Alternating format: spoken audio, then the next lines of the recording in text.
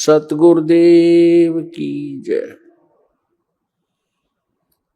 सर्वसंगत से प्रार्थना है, सत्संग प्रारंभ हो रहा है। कृपया सत्संग स्थल पर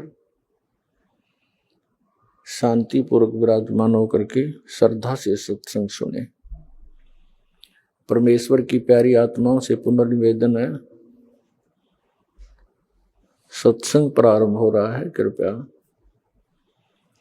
सत्संग स्थल पर शांतिपूर्वक विराजमान होकर के श्रद्धा से सत्संग सुने। सत सही। संत रामपाल जी महाराज एक ऐसे महान संत जिन्होंने अपनी सतभक्ति, तत्व ज्ञान, करुणा और सेवा के बल पर समाज में नई मिसाल कायम की है। संत रामपाल जी महाराज की अगुवाई में उनके सभी सतलोक आश्रमों से समाज कल्याण के अद्भुत कार्यों ने समाज को सुनहरे भविष्य की एक नई उम्मीद दिखाई है।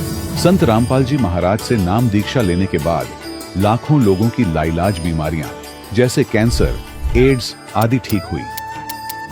संत जी के ज्ञान से प्रेरित होकर उनके अनुयायियों ने लाखों यूनिट रक्तदान किया। संत जी ने लाखों बहन बेटियों का दहेज मुक्त विवाह करवाया।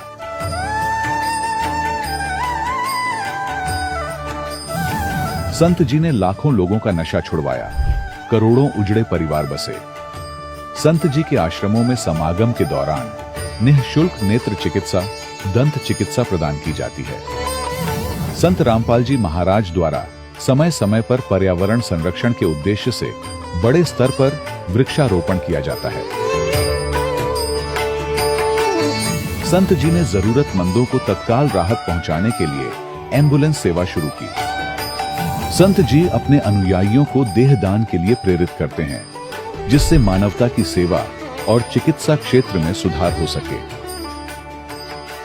संत रामपाल जी महाराज के सभी आश्रमों में हर रोज निःशुल्क भंडारा आयोजित किया जाता है, जहां हर वर्ग, हर जाति और हर धर्म के लोग एक साथ बैठकर भोजन करते हैं।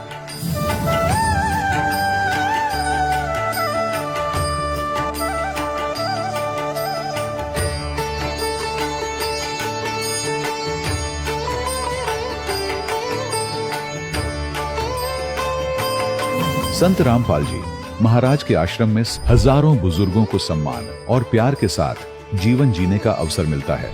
उनके खाने, रहने और स्वास्थ्य की पूरी जिम्मेदारी संत रामपाल जी महाराज उठाते हैं।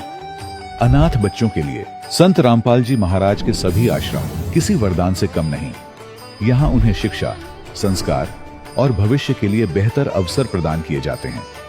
चाहे बाढ़ हो, भूकंप या महामारी, संत रामपाल जी महाराज और उनके अनुयायी हमेशा ही जरूरतमंदों के लिए सबसे आगे खड़े रहते हैं। कोविड महामारी के दौरान संत रामपाल जी महाराज के आश्रमों से करोड़ों लोगों के लिए भोजन, दवाइयां और जीवन रक्षक सामग्रियां उपलब्ध कराई गई। चाहे गरीब की मदद हो या किसी शोषित और पीड़ित वर्ग के हक और सम्मान की लड़ाई, संत रामपाल जी महाराज ने हमेशा ही उनकी दबी आवाज को सरकारों तक पहुंचाया है और उन्हें उचित न्याय दिलवाने में अहम भूमिका अदा की है। समाज में आध्यात्मिक और सामाजिक मूल्यों के प्रति जागरूकता लाने में संत रामपाल जी महाराज हर कदम पर मानवता के सच्चे सेवक साबित हुए हैं। संत रामपाल जी महाराज का जीवन हमें सिखाता है कि सच्ची सेवा वही है जो निस्वार्थ भाव से की जाए। आइए हम भी इस महान सेवा के कार्य में इस महान संत से जुड़ें और संत रामपाल जी महाराज से नाम दीक्षा लेकर अपने जीवन को धन्य बनाएं।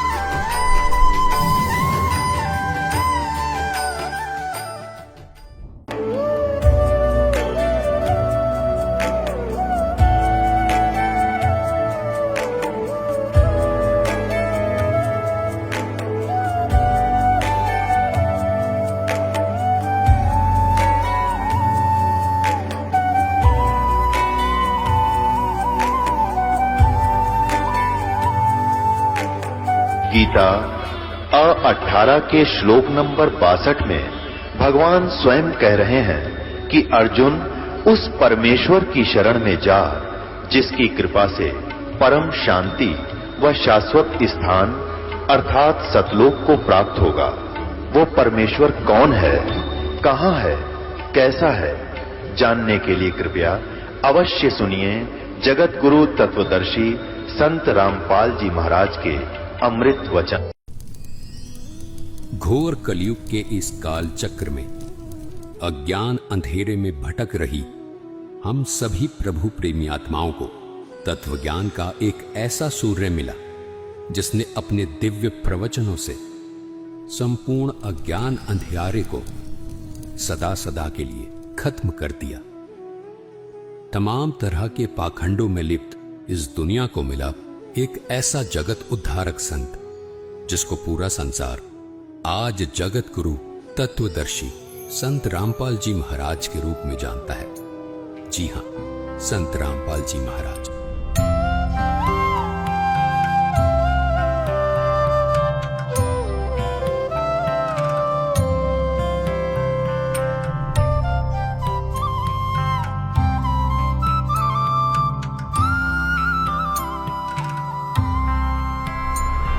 संत रामपाल जी महाराज ने हरियाणा सरकार के सिंचाई विभाग में जूनियर इंजीनियर रहते हुए ही अपने विश्व कल्याणकारी आध्यात्मिक ज्ञान को जनता तक पहुंचाना शुरू कर दिया था। पूज्य गुरुदेव स्वामी रामदेवानंद जी महाराज ने जब अपने सबसे प्रिय शिष्य संत रामपाल जी महाराज को ये आध्यात्मिक ज्ञान जन जन तक पहुंचाने का कार्य सौंपा, तब किसी ने स्वप्न में भी नहीं सोचा था कि ये जूनियर इंजीनियर अब आने वाले समय में जगत गुरु के रूप में जाना जाएगा। सरकारी नौकरी से इस्तीफा देकर अपने आध्यात्मिक सफर पर निकले संत रामपाल जी महाराज के जीवन में संघर्षों ने भी दस्तक देना शुरू कर दिया था, लेकिन फिर भी जन कल्याण को अपना मिशन मानकर घर से निकले इस संत ने कभी पीछे मुड़कर नहीं देखा।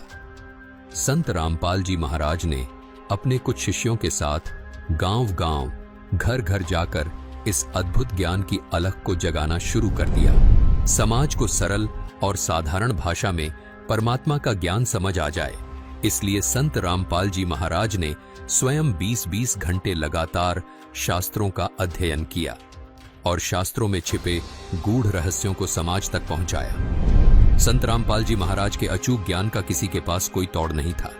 संत रामपाल जी महाराज के ज्ञान के सामने कोई धर्म गुरु टिक नहीं पा रहा था। सभी पवित्र शास्त्रों को जनता के सामने उजागर करके संत रामपाल जी महाराज ने यह सिद्ध कर दिया है कि और ज्ञान सब ज्ञानडी, कबीर ज्ञान सो ज्ञान, जैसे गोला तोप का अब करता चले मैदान। दर्शकों, संत रामपाल जी महाराज ने पूजा को इस प्रकार परिभाषित किया है कि पूजा का यथार्थ अर्थ होता है भगवान को पूजा के माध्यम से खुश करना। हम पूजा के माध्यम से भगवान को इसीलिए खुश करना चाहते हैं क्योंकि हमें परमात्मा के गुणों का ज्ञान है। मूल रूप से पूजा द्वारा परमात्मा से जुड़ा जाता है, इसलिए मनुष्य परमात्मा की पूजा करता है और पूजा की विधि गुरुजन बताते हैं। गुरु एक आध्यात्मिक शिक्षक होता है। जैसे अक्षर ज्ञान सिखाने वाले शिक्षक का आधार सरकार के द्वारा बनाया गया पाठ्यक्रम है, जिसका ज्ञान अक्षर ज्ञान सिखाने वाले शिक्षक के द्वारा विद्यार्थियों को बताया जाता है, जिससे विद्यार्थी शिक्षा में सफलता प्राप्त करते हैं। यानी जो विद्यार्थी शिक्षक के द्वारा सिलेबस के अनुसार पढ़ाई करते हैं, केवल वही विद्यार्थी सफलता प्राप्त करते हैं। ठीक इसी प्रकार अध्यात्म के क्षेत्र में भी सिलेबस ही आधार होता है और इस आध्यात्मिक सिलेबस के 3 आधार हैं। पहला सूक्ष्म वेद, दूसरा 4 वेद जिनको हम ऋग्वेद, यजुर्वेद, सामवेद तथा अथर्ववेद के नाम से जानते हैं, और तीसरा इन्हीं 4 वेदों का सारांश कहे जाने वाली पवित्र पुस्तक श्रीमद् भगवत गीता जी। दर्शकों, ये पूर्ण परमात्मा के द्वारा बताया गया आध्यात्मिक सिलेबस है। इसके अलावा अन्य जो पाठ्यक्रम है जैसे पुराण, उपनिषद, श्रीमद् भागवत सुधा सागर आदि ग्रंथ या जो भी किसी ऋषि का अपना अनुभव है, उसको प्रमाणित पाठ्यक्रम नहीं माना जा सकता, क्योंकि इन ऋषियों को जैसा गुरु मिला उसी के अनुसार इन्होंने साधना की। इन पुराणों तथा उपनिषदों में ऋषियों का खुद का अनुभव है तथा कुछ ज्ञान वेदों वाला भी है। सनातनी पूजा के पतन का मूल कारण यह रहा है कि हम हिंदू समाज के सभी लोगों ने ऋषियों द्वारा बताए गए पुराण व उपनिषदों के ज्ञान को सत्य मानकर तथा उसी अनुभव को आधार मानकर अपनी पूजा प्रारंभ कर दी। दर्शकों, जो वेदों का ज्ञान था वो ज्ञान तत्वदर्शी संत के अभाव के कारण इन ऋषियों को समझ ही नहीं आया, जिस कारण इन्होंने इस वास्तविक पाठ्यक्रम को त्याग कर शास्त्र विरुद्ध मनमाना आचरण शुरू कर दिया, जो सनातनी पूजा के पतन का कारण बना। दर्शकों, शास्त्रों की स्थिति को इसी वीडियो में आगे प्रमाणों के साथ विस्तार से समझाया गया है। दर्शकों, वीडियो को पूरा देखने से ही आप निर्णय कर पाएंगे कि यथार्थ ज्ञान क्या है। आप सभी से प्रार्थना है कि वीडियो के विस्तार को देखकर इसे अनदेखा करने की भूल मत कर बैठना, क्योंकि जो विद्यार्थी सिलेबस के विस्तार को देखकर पढ़ाई नहीं करते तो वो पूरी उम्र पछताते हैं। बाद में उनके हाथ सिवाय पछतावे के कुछ नहीं लगता। तो आइए अब देखते हैं अनमोल ज्ञान का वो खजाना जो संत रामपाल जी महाराज ने अपने सत्संग प्रवचनों में शास्त्रों के आधार पर प्रमाणित किया है। दर्शकों, एपिसोड सनातनी पूजा के पतन की कहानी संत रामपाल जी महाराज की जुबानी सीरीज ने आध्यात्मिकता के हर उन अनसुलझे सवालों के जवाब भक्त समाज को दिए हैं, जिनको लेकर संपूर्ण भक्त समाज आज संत रामपाल जी महाराज के आध्यात्मिक ज्ञान का लोहा मान रहा है। इस अद्भुत ज्ञान ने न केवल दर्शकों को जागरूक किया, बल्कि उनके मन में गहरी सोच और परमात्मा को पाने की इच्छा भी प्रबल की। हमने इस सनातनी पूजा के पतन की कहानी संत रामपाल जी महाराज की जुबानी सीरीज में देखा कि चारों मठों के शंकराचार्य भी इन गूढ़ रहस्यों को नहीं समझ पाए। दर्शकों, सनातनी पूजाओं के पतन की कहानी में अभी बहुत कुछ जानना शेष है। सनातनी पूजा के पतन की कहानी भाग 3 को देखकर एक दर्शक ने बहुत महत्वपूर्ण प्रश्न कमेंट बॉक्स में किया। उन्होंने सवाल किया कि संत रामपाल जी महाराज पंचदेव साधना की बात तो करते हैं, जो ठीक है, लेकिन मैं ये जानकर असमंजस में हूं कि यदि संत रामपाल जी महाराज आदि सनातनी पूजाओं का विधान दृढ़ कर रहे हैं तो फिर सच्चे सनातनी होकर श्राद्ध और कर्मकांड को गलत क्यों बता रहे हैं, जबकि पुराणों में श्राद्ध और कर्मकांड का उल्लेख किया गया है।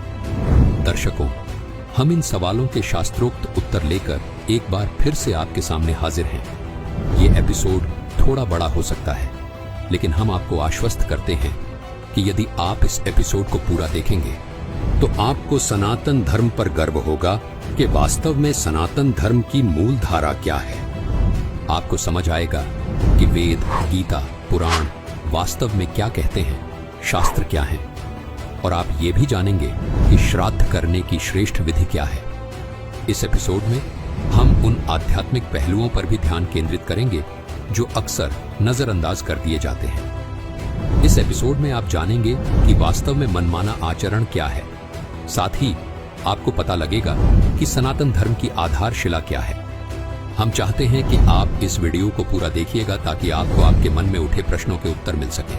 इसलिए दिल थाम कर बैठिए, क्योंकि जो प्रमाणित ज्ञान शास्त्रों से आपको मिलने वाला है उसे देखकर आप बारंबार संत रामपाल जी महाराज का धन्यवाद करेंगे। तो चलिए आज के इस एपिसोड को शुरू करते हैं, जिसमें जानेंगे पितरों के उद्धार की श्रेष्ठ और शास्त्र अनुकूल विधि।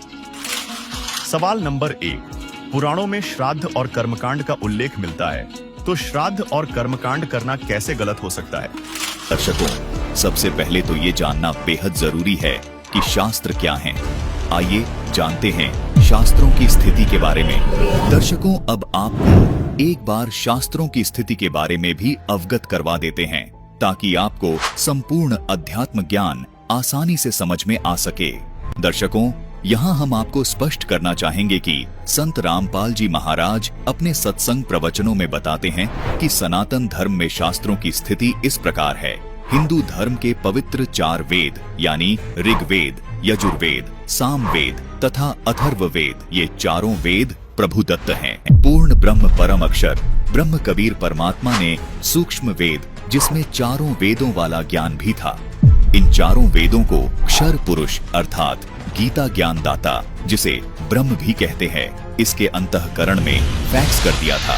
जैसे आज वर्तमान में हम एक दूसरे को ईमेल कर देते हैं। कुछ समय बाद काल ब्रह्म ने अपने सांसों के द्वारा संपूर्ण वेदों को बाहर निकाला, जिसमें संपूर्ण अध्यात्म ज्ञान था।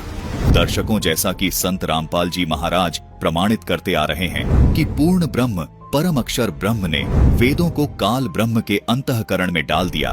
फिर उन वेदों को काल ब्रह्म ने अपने श्वासों के माध्यम से प्रकट किया। जब ज्योति निरंजन अर्थात काल ब्रह्म ने इन वेदों को पढ़ा तो वो भयभीत हो गया, क्योंकि उसमें पूर्ण परमात्मा कबीर साहिब जी की प्राप्ति का संपूर्ण ज्ञान था तथा सृष्टि की उत्पत्ति का भी संपूर्ण ज्ञान था। दर्शकों, उसी संपूर्ण सृष्टि रचना का ज्ञान संत रामपाल जी महाराज ने संपूर्ण सृष्टि रचना नामक वीडियो में भी दिया है, जिसका लिंक हमने डिस्क्रिप्शन बॉक्स में डाल दिया है। दर्शकों, ये संपूर्ण सृष्टि रचना आध्यात्मिक ज्ञान के खजाने की चाबी है। इस संपूर्ण सृष्टि रचना को समझने के बाद ही साधक को संपूर्ण आध्यात्मिक ज्ञान समझ में आएगा। उसके बाद ही साधक के संपूर्ण आध्यात्मिक सवालों के जवाब मिल पाएंगे, जिन सवालों के जवाब की तलाश वो वर्षों से कर रहा है। दर्शकों, यह काल ब्रह्म नहीं चाहता कि मेरे अंतर्गत किसी भी प्राणी को पूर्ण परमात्मा की प्राप्ति का ज्ञान हो जाए, तथा ये ऐसा भी नहीं चाहता कि मेरा भेद किसी को भी पता चले कि वास्तव में मैं ही काल हूँ। ये नहीं चाहता कि किसी भी प्राणी को ये पता चले कि मुझे मेरी ही गलती के कारण 1 लाख मनुष्य शरीरधारी प्राणियों को खाने का श्राप लगा हुआ है, क्योंकि यदि इन प्राणियों को पता चल गया कि मैं काल हूँ तो ये मेरे जाल से निकल जाएंगे और मैं भूखा मर जाऊंगा। इसलिए इस काल ब्रह्म ने वेदों से वो हिस्सा निकाल दिया जिसमें ये सारा ज्ञान था कि पूर्ण परमात्मा कबीर साहिब जी हैं। ये काल कौन है, सब जीवों की जन्म मृत्यु क्यों होती है और मोक्ष के सच्चे मंत्र व सच्चा रास्ता क्या है। ये हिस्सा निकालने के बाद इस काल ब्रह्म ने शेष बचे वेदों के ज्ञान को अपने ज्येष्ठ पुत्र ब्रह्मा को दे दिया। जब ब्रह्मा जी ने उस आधे अधूरे काल ब्रह्म के द्वारा दिए गए ज्ञान को पढ़ा तो जैसा उनको समझ आया वैसा ही उन्होंने आगे अपने वंशजों व सब ऋषियों को बता दिया। दर्शकों, आपको यहाँ भ्रम हो सकता है कि इस बात पर कैसे यकीन किया जाए कि चारों वेद ऋग्वेद, यजुर्वेद, सामवेद तथा अथर्ववेद का ज्ञान अधूरा है तथा इन्हीं चारों वेदों का सारांश श्रीमद् भगवद गीता जी का ज्ञान भी अधूरा है। इस बात का कैसे यकीन किया जाए और आखिर भक्त समाज इस बात पर कैसे विश्वास करे। दर्शकों, गीता अध्याय 4 श्लोक 34 में कहा है कि हे अर्जुन, उस तत्व ज्ञान को तू तत्वदर्शी संत के पास जाकर के समझ। इससे स्पष्ट है कि यदि गीता जी का ज्ञान संपूर्ण होता तो गीता ज्ञानदाता तत्वदर्शी संत के पास जाकर तत्व ज्ञान समझने को नहीं कहता। यदि गीता जी में संपूर्ण तत्व ज्ञान होता तो गीता ज्ञानदाता 1 अध्याय और बोल देता, लेकिन गीता ज्ञानदाता का ये कहना कि संपूर्ण तत्व ज्ञान प्राप्त करने के लिए तत्वदर्शी संत की खोज करो, ये दर्शाता है कि गीता जी में संपूर्ण अध्यात्म ज्ञान नहीं है। इस बात का प्रमाण यजुर्वेद अध्याय 40 के मंत्र नंबर 10 में भी मिलता है, जिसमें स्पष्ट लिखा है कि तत्व ज्ञान को अर्थात परमात्मा के यथार्थ ज्ञान को धीरा नाम संत यानी तत्वदर्शी संत के पास जाकर पूछो। इन प्रमाणों से स्पष्ट होता है कि गीता जी तथा चारों वेदों में भी परमात्मा को पाने का संपूर्ण ज्ञान नहीं है। जो आज वर्तमान में हम भी पढ़ रहे हैं, यही आधा अधूरा ज्ञान काल ब्रह्म ने समय समय पर सूर्य आदि ऋषियों को भी दिया। मनु जी को भी काल ब्रह्म ने यही चारों वेदों वाला अधूरा ज्ञान दिया था, जिसमें पूर्ण परमात्मा को पाने के सच्चे मंत्र नहीं थे। ये वही अधूरा ज्ञान था जो सूक्ष्म वेद से काट छाट करके बनाया गया था। दर्शकों, जब ये संपूर्ण ज्ञान काल ब्रह्म के श्वासों से बाहर आया था, तब ये ज्ञान एक वेद के रूप में था, जिसमें से इस काल ब्रह्म ने पूर्ण परमात्मा को पाने के सच्चे मंत्र व अपनी असली सच्चाई को मिटा दिया था। और एक वेद के रूप में ही काल ब्रह्म ने ये आधा अधूरा ज्ञान ब्रह्मा जी को दिया था, जिसे ब्रह्मा जी ने पढ़ा और आगे अपने वंशजों को बताया। बाद में द्वापर युग के अंत में उस वेद ज्ञान को श्री कृष्ण द्वैपायन यानी श्री वेद व्यास जी ने 4 भागों में विभाजित कर दिया, जो आज ऋग्वेद, यजुर्वेद, सामवेद तथा अथर्ववेद के नाम से जाने जाते हैं। यही 4 वेद वर्तमान में हिंदू समाज के पास उपलब्ध हैं। इन्हीं चारों वेदों का ज्ञान संक्षिप्त रूप में श्रीमद् भगवत गीता में लिखा है। इसलिए वेद ज्ञान और श्रीमद् भगवत गीता का ज्ञान एक समान है। यानी ये ज्ञान वही ज्ञान है जो पूर्ण परमात्मा ने इस काल ब्रह्म को दिया था, जिसमें से इस काल ब्रह्म ने परमात्मा को पाने का सच्चा मार्ग व अपनी असली सच्चाई को मिटा दिया था। इसलिए ये ज्ञान सत्य तो है परंतु अधूरा है। इसलिए संत रामपाल जी महाराज चारों वेदों ऋग्वेद, यजुर्वेद, सामवेद, अथर्ववेद तथा उनके सारांश कही जाने वाली श्रीमद् भगवत गीता को परमात्मा का दिया हुआ ज्ञान अर्थात प्रभुदत्त ज्ञान कहते हैं। इसलिए इस अधूरे ज्ञान को संपूर्णतया समझने के लिए गीता अध्याय 4 के श्लोक 34 में तथा यजुर्वेद अध्याय 40 के मंत्र 10 में ये ज्ञान तत्वदर्शी संत से समझने के लिए कहा है। दर्शकों, बेशक काल ब्रह्म ने इन चारों वेदों में आधा अधूरा ज्ञान ही दिया है, लेकिन वह ज्ञान पूर्ण परमात्मा द्वारा दिया गया है और उन्हीं चारों वेदों का सार है श्रीमद् भगवत गीता। उन्हीं चारों वेदों के आधार पर श्रीमद् भगवत गीता लिखी गई है। इस बात को हमारे हिंदू धर्म के चारों शीर्ष शंकराचार्य भी मानते हैं कि श्रीमद् भगवत गीता चारों वेदों का सार है। चारों वेदों वाला ज्ञान ही श्रीमद् भगवत गीता में संक्षिप्त करके कहा गया है। क्या आप इस बात से सहमत हैं और क्यों? ऐसा है कि श्लोक है, सर्वोपनिषदो गावो दुग्धा गोपाल नंदना पार्थो वत्स सुधीर भोक्ता दुग्धम गीता मृतम महत।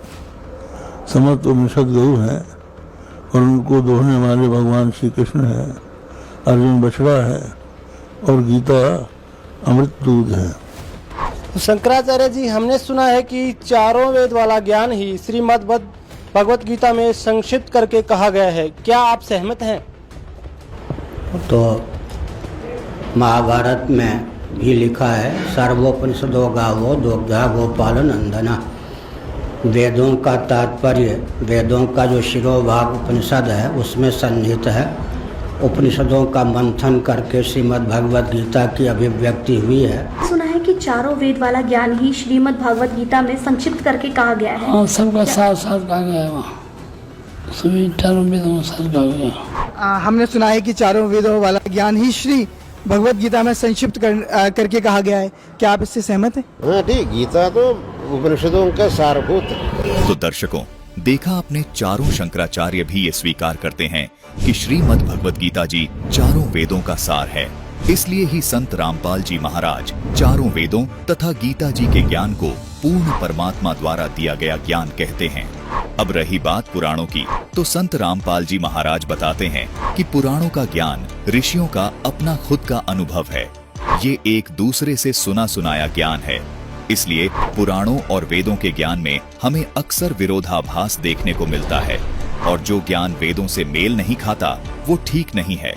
केवल वही ज्ञान मान्य है जो वेदों से मेल खाता है। अगर गीता जी और वेदों के अनुसार भक्ति साधना नहीं की तो वह शास्त्र विधि को त्याग कर मनमाना आचरण है, जिसको गीता अध्याय 16 श्लोक 23 में मना किया गया है। लिखा है कि जो पुरुष शास्त्र विधि को त्याग कर मनमाना आचरण करता है वो न सिद्धि को प्राप्त होता है, न परम गति को और न ही सुख को ही प्राप्त होता है। फिर आगे गीता अध्याय 16 श्लोक 24 में कहा है कि हे अर्जुन, कर्तव्य अर्थात जो साधना करने योग्य है और अकर्तव्य अर्थात जो साधना करने योग्य नहीं है, उसकी अवस्था में केवल शास्त्र ही प्रमाण है। यानी भक्ति कैसे करनी चाहिए ये केवल शास्त्र ही बताएंगे और प्रमाणित शास्त्र केवल वेद और गीता जी ही हैं, क्योंकि ये सच्चिदानंद घन ब्रह्म यानी परम अक्षर ब्रह्म के द्वारा काल ब्रह्म को दिया गया ज्ञान है, जो सत्य है परंतु संपूर्ण नहीं है। तो दर्शकों, आपको यह तो स्पष्ट कर ही दिया है कि वेदों और गीता जी का ज्ञान पूर्ण परमात्मा का दिया हुआ है। इसलिए प्रमाणित शास्त्र केवल वेद और गीता जी ही हैं। इसलिए वेद और गीता जी के आधार से भक्ति करने से ही साधक सफलता प्राप्त करेगा। यदि हम पुराणों को शास्त्र मानते हैं तो उसमें से केवल वही ज्ञान हमें लेना होगा जो वेद और गीता जी से मेल खाता है। संत रामपाल जी महाराज ने उपनिषदों के बारे में भी स्थिति स्पष्ट की है कि उपनिषद भी ऋषियों का अपना खुद का अनुभव है। जैसे एक मांडुक्य नाम के ऋषि थे, उन्होंने ब्रह्मा जी से ज्ञान सुना और अन्य ऋषियों से भी सुना और उसके आधार से साधना की। मांडुक्य ऋषि जी को जो अनुभव हुआ, अपने उस अनुभव के आधार पर उन्होंने एक पुस्तक बना दी जिसको आज मांडुक्योपनिषद कहा जाता है। इसी प्रकार एक कठ नाम के ऋषि हुए हैं। उनको भी अपने जीवन काल में जो भी अनुभव हुए, उस अनुभव को लेकर उन्होंने एक पुस्तक लिख दी जिसको कठोपनिषद नाम से जाना जाता है। दर्शकों, इसी प्रकार सभी उपनिषद लिखे गए हैं। दर्शकों, इससे स्पष्ट होता है कि उपनिषदों का भी जो ज्ञान है वो पूर्ण परमात्मा के द्वारा दिया गया ज्ञान नहीं है। इन उपनिषदों के ज्ञान को भी पुराणों की तरह भक्ति मार्ग में आधार नहीं माना जा सकता। आध्यात्मिक ज्ञान प्राप्त करने के लिए, अध्यात्म के बारे में जानने के लिए उपनिषदों तथा पुराणों को पढ़ा जा सकता है। देवताओं की स्थिति के बारे में जानने के लिए उपनिषदों तथा पुराणों को पढ़ा जा सकता है, क्योंकि इनमें देवताओं की जीवनी लिखी हुई है। लेकिन आध्यात्मिक मार्ग में भक्ति साधना कैसे की जाए, इसके लिए उपनिषदों तथा पुराणों को आधार नहीं माना जा सकता। भक्ति साधना का आधार केवल वेद और गीता जी ही हैं। भक्ति मार्ग का ज्ञान केवल पूर्ण परमात्मा के द्वारा दिया गया ज्ञान ही है। दर्शकों, श्राद्ध कर्म यानी श्रद्धा से किया जाने वाला धार्मिक अनुष्ठान धर्म का प्रतीक है। इसके करने से पुण्य प्राप्त होता है। जब हिंदू धर्म के कर्मकांडी धर्म गुरुओं से प्रश्न किया जाता है कि संत रामपाल जी महाराज जी ने अपने सत्संग प्रवचनों से स्पष्ट किया है कि चारों वेदों तथा वेदों के ही संक्षिप्त रूप पवित्र गीता जी में श्राद्ध क्रिया, पिंडदान क्रिया यानी भूत व पितृ पूजा करना मना किया है, तो आप किस आधार से कर्मकांड क्रिया करा रहे हैं? इसके उत्तर में उनका कहना है कि हम पवित्र पुराणों के आधार से पितृ पूजा आदि कर्मकांड क्रिया करवाते हैं और उसके लिए ये मार्कंडेय पुराण का हवाला देते हैं। ये है मार्कंडेय पुराण, जिसके पृष्ठ 90 पर राजा ऋतध्वज के कहने पर रानी मदालसा अपने पुत्र को उपदेश देते हुए कहती हैं कि जो पितृ देवलोक में हैं, जो तिर्यक योनि में पड़े हैं, जो मनुष्य योनि में एवं भूत वर्ग में स्थित हैं, वे पुण्यात्मा हो या पापात्मा, जब भूख प्यास से विकल होते हैं तो अपने कर्मों में लगा हुआ मनुष्य पिंडदान तथा जल दान के द्वारा उन्हें तृप्त करता है। इसी मार्कंडेय पुराण के पृष्ठ 96 पर मदालसा अपने पुत्र को उपदेश देते हुए कहती है कि बेटा, गृहस्थ धर्म का आश्रय लेकर मनुष्य इस संपूर्ण जगत का पोषण करता है और उससे मनोवांछित लोगों को जीत लेता है। पितर, मुनि, देवता, भूत, मनुष्य, कृमि, कीट, पतंग, पशु पक्षी तथा असुर, ये सभी गृहस्थ से ही जीविका चलाते हैं।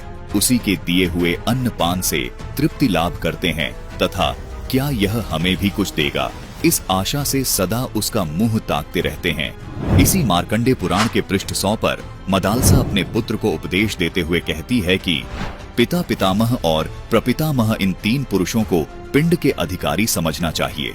इनसे अर्थात पिता के पितामह से ऊपर जो 3 पीढ़ी के पुरुष हैं, वे लेप भाग के अधिकारी हैं।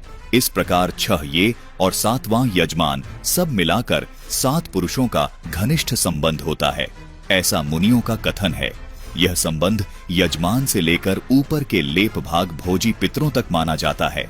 इनसे ऊपर के सभी पितृ पूर्वज कहलाते हैं। इनमें से जो नरक में निवास करते हैं, जो पशु पक्षी की योनि में पड़े हैं तथा जो भूत प्रेत आदि के रूप में स्थित हैं, उन सबको विधि पूर्वक श्राद्ध करने वाला यजमान तृप्त करता है। किस प्रकार तृप्त करता है, यह बतलाती हूँ, सुनो। मनुष्य पृथ्वी पर जो अन्न बिखेरते हैं, उससे पिशाच योनि में पड़े हुए पितरों की तृप्ति होती है। बेटा, स्नान के वस्त्र से जो जल पृथ्वी पर टपकता है, उससे वृक्ष योनि में पड़े हुए पितृ तृप्त होते हैं। नहाने पर अपने शरीर से जो जल के कण इस पृथ्वी पर गिरते हैं, उनसे उन पितरों की तृप्ति होती है जो देव भाव को प्राप्त हुए हैं। पिंडों के उठाने पर जो अन्न के कण पृथ्वी पर गिरते हैं, उनसे पशु पक्षी की योनि में पड़े हुए पितरों की तृप्ति होती है। कुल में जो बालक श्राद्ध कर्म के योग्य होकर भी संस्कार से वंचित रह गए हैं अथवा जलकर मरे हैं, वे बिखेरे हुए अन्न और सम्मार्जन के जल को ग्रहण करते हैं। ब्राह्मण लोग भोजन करके जब हाथ मुंह धोते हैं, और चरणों का प्रक्षालन करते हैं, उस जल से भी अन्यान्य पितरों की तृप्ति होती है। बेटा, उत्तम विधि से श्राद्ध करने वाले पुरुषों के अन्य पितृ यदि दूसरी योनियों में चले गए हों तो भी उस श्राद्ध से उन्हें बड़ी तृप्ति होती है। अन्यायोपार्जित धन से जो श्राद्ध किया जाता है उससे चांडाल आदि योनियों में पड़े हुए पितृ तृप्त होते हैं। दर्शकों, जैसा कि इस वीडियो के प्रारंभ में ही आपको बताया गया है कि पवित्र हिंदू समाज से गलती यह बनी है कि उन्होंने अपनी पूजा का आधार पुराणों में ऋषियों के द्वारा बताए गए अनुभवों को माना और वेद ज्ञान को अनदेखा किया। हिंदू समाज की ये गलती सनातनी पूजा के पतन के साथ साथ मानव के पतन का भी कारण बनी। दर्शकों, इसी मार्कंडेय पुराण में रौच्य मुनि की उत्पत्ति कथा में लिखा है कि रुचि ऋषि जी तो अपने कल्याण के लिए तथा परमात्मा प्राप्ति के लिए घर से निकले थे। रुचि ऋषि जी ने अपने पूर्वजों की बातों का विरोध किया और तर्क भी दिए कि वेदों में इस कर्मकांड मार्ग को अविद्या यानी मूर्खों की साधना कहा है, फिर आप मुझे इस पर क्यों लगा रहे हो। दर्शकों, रुचि ऋषि जी की इस बात को उनके पूर्वज स्वीकार भी कर रहे हैं कि वास्तव में वेदों में कर्मकांड यानी श्राद्ध आदि क्रियाओं को गलत बताया है। देखिए मार्कंडेय पुराण से ये प्रमाण। दर्शकों, ये है मार्कंडेय पुराण, जिसके पृष्ठ 250 पर रोचय मनु की उत्पत्ति कथा का वर्णन है। मार्कंडेय जी कहते हैं, ब्राह्मण, पूर्व काल की बात है, प्रजापति रुचि ममता और अहंकार से रहित इस पृथ्वी पर विचरते थे। उन्हें किसी से भय नहीं था। वे बहुत कम सोते थे। उन्होंने न तो अग्नि की स्थापना की थी और न अपने लिए घर ही बना रखा था। वे एक बार भोजन करते और बिना आश्रम के ही रहते थे। दर्शकों, यहाँ तक इस प्रकरण में स्पष्ट होता है कि रुचि ऋषि परमात्मा प्राप्ति के लिए जगह जगह घूम रहे थे। उन्होंने अपने लिए न घर बनाया, न वस्तुओं का संग्रह किया और न ही विवाह करवाया। यहाँ तक कि उन्होंने कोई आश्रम भी नहीं बनाया। उनके पितृगण उनसे क्या कहते हैं, पढ़िए आगे का लेख। उन्हें सब प्रकार की आसक्तियों से रहित एवं मुनिवृत्ति से रहते देख उनके पितरों ने उनसे कहा। पितर बोले, बेटा, विवाह स्वर्ग और अपवर्ग का हेतु होने के कारण एक पुण्यमय कार्य है, उसे तुमने क्यों नहीं किया। गृहस्थ पुरुष समस्त देवताओं, पितरों, ऋषियों और अतिथियों की पूजा करके पुण्यमय लोकों को प्राप्त करता है। दर्शकों, यहाँ रुचि ऋषि के पूर्वज रुचि ऋषि को विवाह करने के लिए प्रेरित कर रहे हैं तथा आगे कहते हैं कि वह स्वाहा के उच्चारण से देवताओं को, स्वधा शब्द से पितरों को तथा अन्नदान बलिवैश्व देव आदि से भूत आदि प्राणियों एवं अतिथियों को उनका भाग समर्पित करता है। दर्शकों, यहाँ रुचि ऋषि के पूर्वज रुचि को पितरों व भूतों के लिए श्राद्ध कर्म कांड करने के लिए कह रहे हैं। दर्शकों, यहाँ ये भी साफ साफ लिखा है कि रुचि ऋषि को उनके पूर्वज कह रहे हैं कि अन्नदान आदि से भूत आदि प्राणियों एवं अतिथियों को उनका भाग समर्पित करो। यहाँ ये भी सिद्ध हो जाता है कि रुचि ऋषि के पूर्वज भूत योनि को प्राप्त थे, इसीलिए रुचि ऋषि को विवाह करके अन्नदान आदि करने को कह रहे हैं। रुचि ऋषि के पूर्वज यदि देवता होते तो केवल स्वाहा शब्द का उच्चारण करने को कहते, विवाह करने के लिए दबाव नहीं बनाते। अब आगे पढ़िए। बेटा, हम ऐसा मानते हैं कि गृहस्थ आश्रम को स्वीकार न करने पर तुम्हें इस जीवन में क्लेश पर क्लेश उठाना पड़ेगा तथा मृत्यु के बाद और दूसरे जन्म में भी क्लेश ही भोगने पड़ेंगे। दर्शकों, रुचि ऋषि के पूर्वज रुचि ऋषि को कहते हैं कि यदि तुम विवाह नहीं करोगे तो तुम्हें जीवन में क्लेश पर क्लेश उठाने पड़ेंगे। जबकि उनके प्रत्युत्तर में रुचि ऋषि क्या कहते हैं, सुनिए। रुचि ने कहा, पितृगण, परिग्रह मात्र ही अत्यंत दुख एवं पाप का कारण होता है। रुचि ऋषि कह रहे हैं कि परिग्रह मात्र यानी विवाह करने से तो अत्यंत दुख और पाप लगता है तथा उससे मनुष्य की अधोगति होती है, यानी मोक्ष नहीं होता है। यही सोचकर मैंने पहले स्त्री संग्रह नहीं किया। मन और इंद्रियों को नियंत्रण में रखकर जो यह आत्म संयम किया जाता है, वह भी परिग्रह करने पर मोक्ष का साधक नहीं होता। रुचि की ये बात सुनकर रुचि के पूर्वज सुनिए क्या कहते हैं। पितर बोले, बेटा, जितेंद्रिय होकर आत्मा का प्रक्षालन करना उचित ही है, किंतु तुम जिस पर चल रहे हो वह मोक्ष का मार्ग है। दर्शकों, यहाँ रुचि ऋषि के पूर्वज इस बात को स्वीकार कर रहे हैं कि रुचि ऋषि जो साधना कर रहा है वो मोक्ष का मार्ग है, लेकिन फिर भी प्रेत व भूत बने रुचि ऋषि के पूर्वज अपने स्वार्थवश रुचि ऋषि को श्राद्ध क्रिया के लिए तर्क देते हैं कि किंतु फलेच्छारहित दान और शुभाशुभ के उपभोग से भी पूर्वकृत अशुभ कर्म दूर होता है। इसी प्रकार दया भाव से प्रेरित होकर जो कर्म किया जाता है वह बंधनकारक नहीं होता। फल कामना से रहित कर्म भी बंधन में नहीं डालता। पूर्व जन्म में किया हुआ मानवों का शुभाशुभ कर्म सुख दुखमय भोगों के रूप में प्रतिदिन भोगने पर ही क्षीण होता है। इस प्रकार विद्वान पुरुष आत्मा का प्रक्षालन करते और उसकी बंधनों से रक्षा करते हैं। ऐसा करने से वह अविवेक के कारण पाप रूपी कीचड़ में नहीं फंसता। अपने पूर्वजों द्वारा श्राद्ध निकालने के लिए दिए गए तर्कों को सुनकर रुचि ऋषि हैरान होकर अपने पूर्वजों से क्या पूछते हैं, सुनिए। रुचि ने पूछा, पितामहो, वेद में कर्म मार्ग को अविद्या कहा गया है, फिर क्यों आप लोग मुझे उस मार्ग में लगाते हैं? दर्शकों, यहाँ पर रुचि ऋषि जी के कहने का भावार्थ है कि इस कर्म कांड को वेदों में अविद्या कहा गया है। यह मूर्खों की साधना मैं नहीं करूंगा। रुचि ऋषि के पूर्वज इस बात को स्वीकार करते हैं और कहते हैं कि पितर बोले, यह सत्य है कि कर्म को अविद्या ही कहा गया है, इसमें तनिक भी मिथ्या नहीं है। दर्शकों देखिए, रुचि ऋषि के पूर्वज इस बात को स्वीकार कर रहे हैं कि वेद में कर्म कांड मार्ग को अविद्या अर्थात मूर्खों की साधना कहा है। फिर भी कर्मकांडी ब्राह्मण श्राद्ध आदि कर्म कांडों को वेदों अनुसार साधना बताकर नरक में भेज रहे हैं, जबकि रुचि ऋषि के पूर्वज स्वयं स्वीकार कर रहे हैं कि कर्म कांड को वेदों में अविद्या कहा है। रुचि ऋषि के पूर्वज रुचि ऋषि को कर्म कांड मार्ग पर लगाने की भरकस कोशिश करते हैं और कहते हैं कि फिर भी इतना तो निश्चित है कि उस विद्या की प्राप्ति में कर्म ही कारण है। विहित कर्म का पालन न करके जो अधम मनुष्य संयम करते हैं, वह संयम अंत में मोक्ष की प्राप्ति नहीं कराता।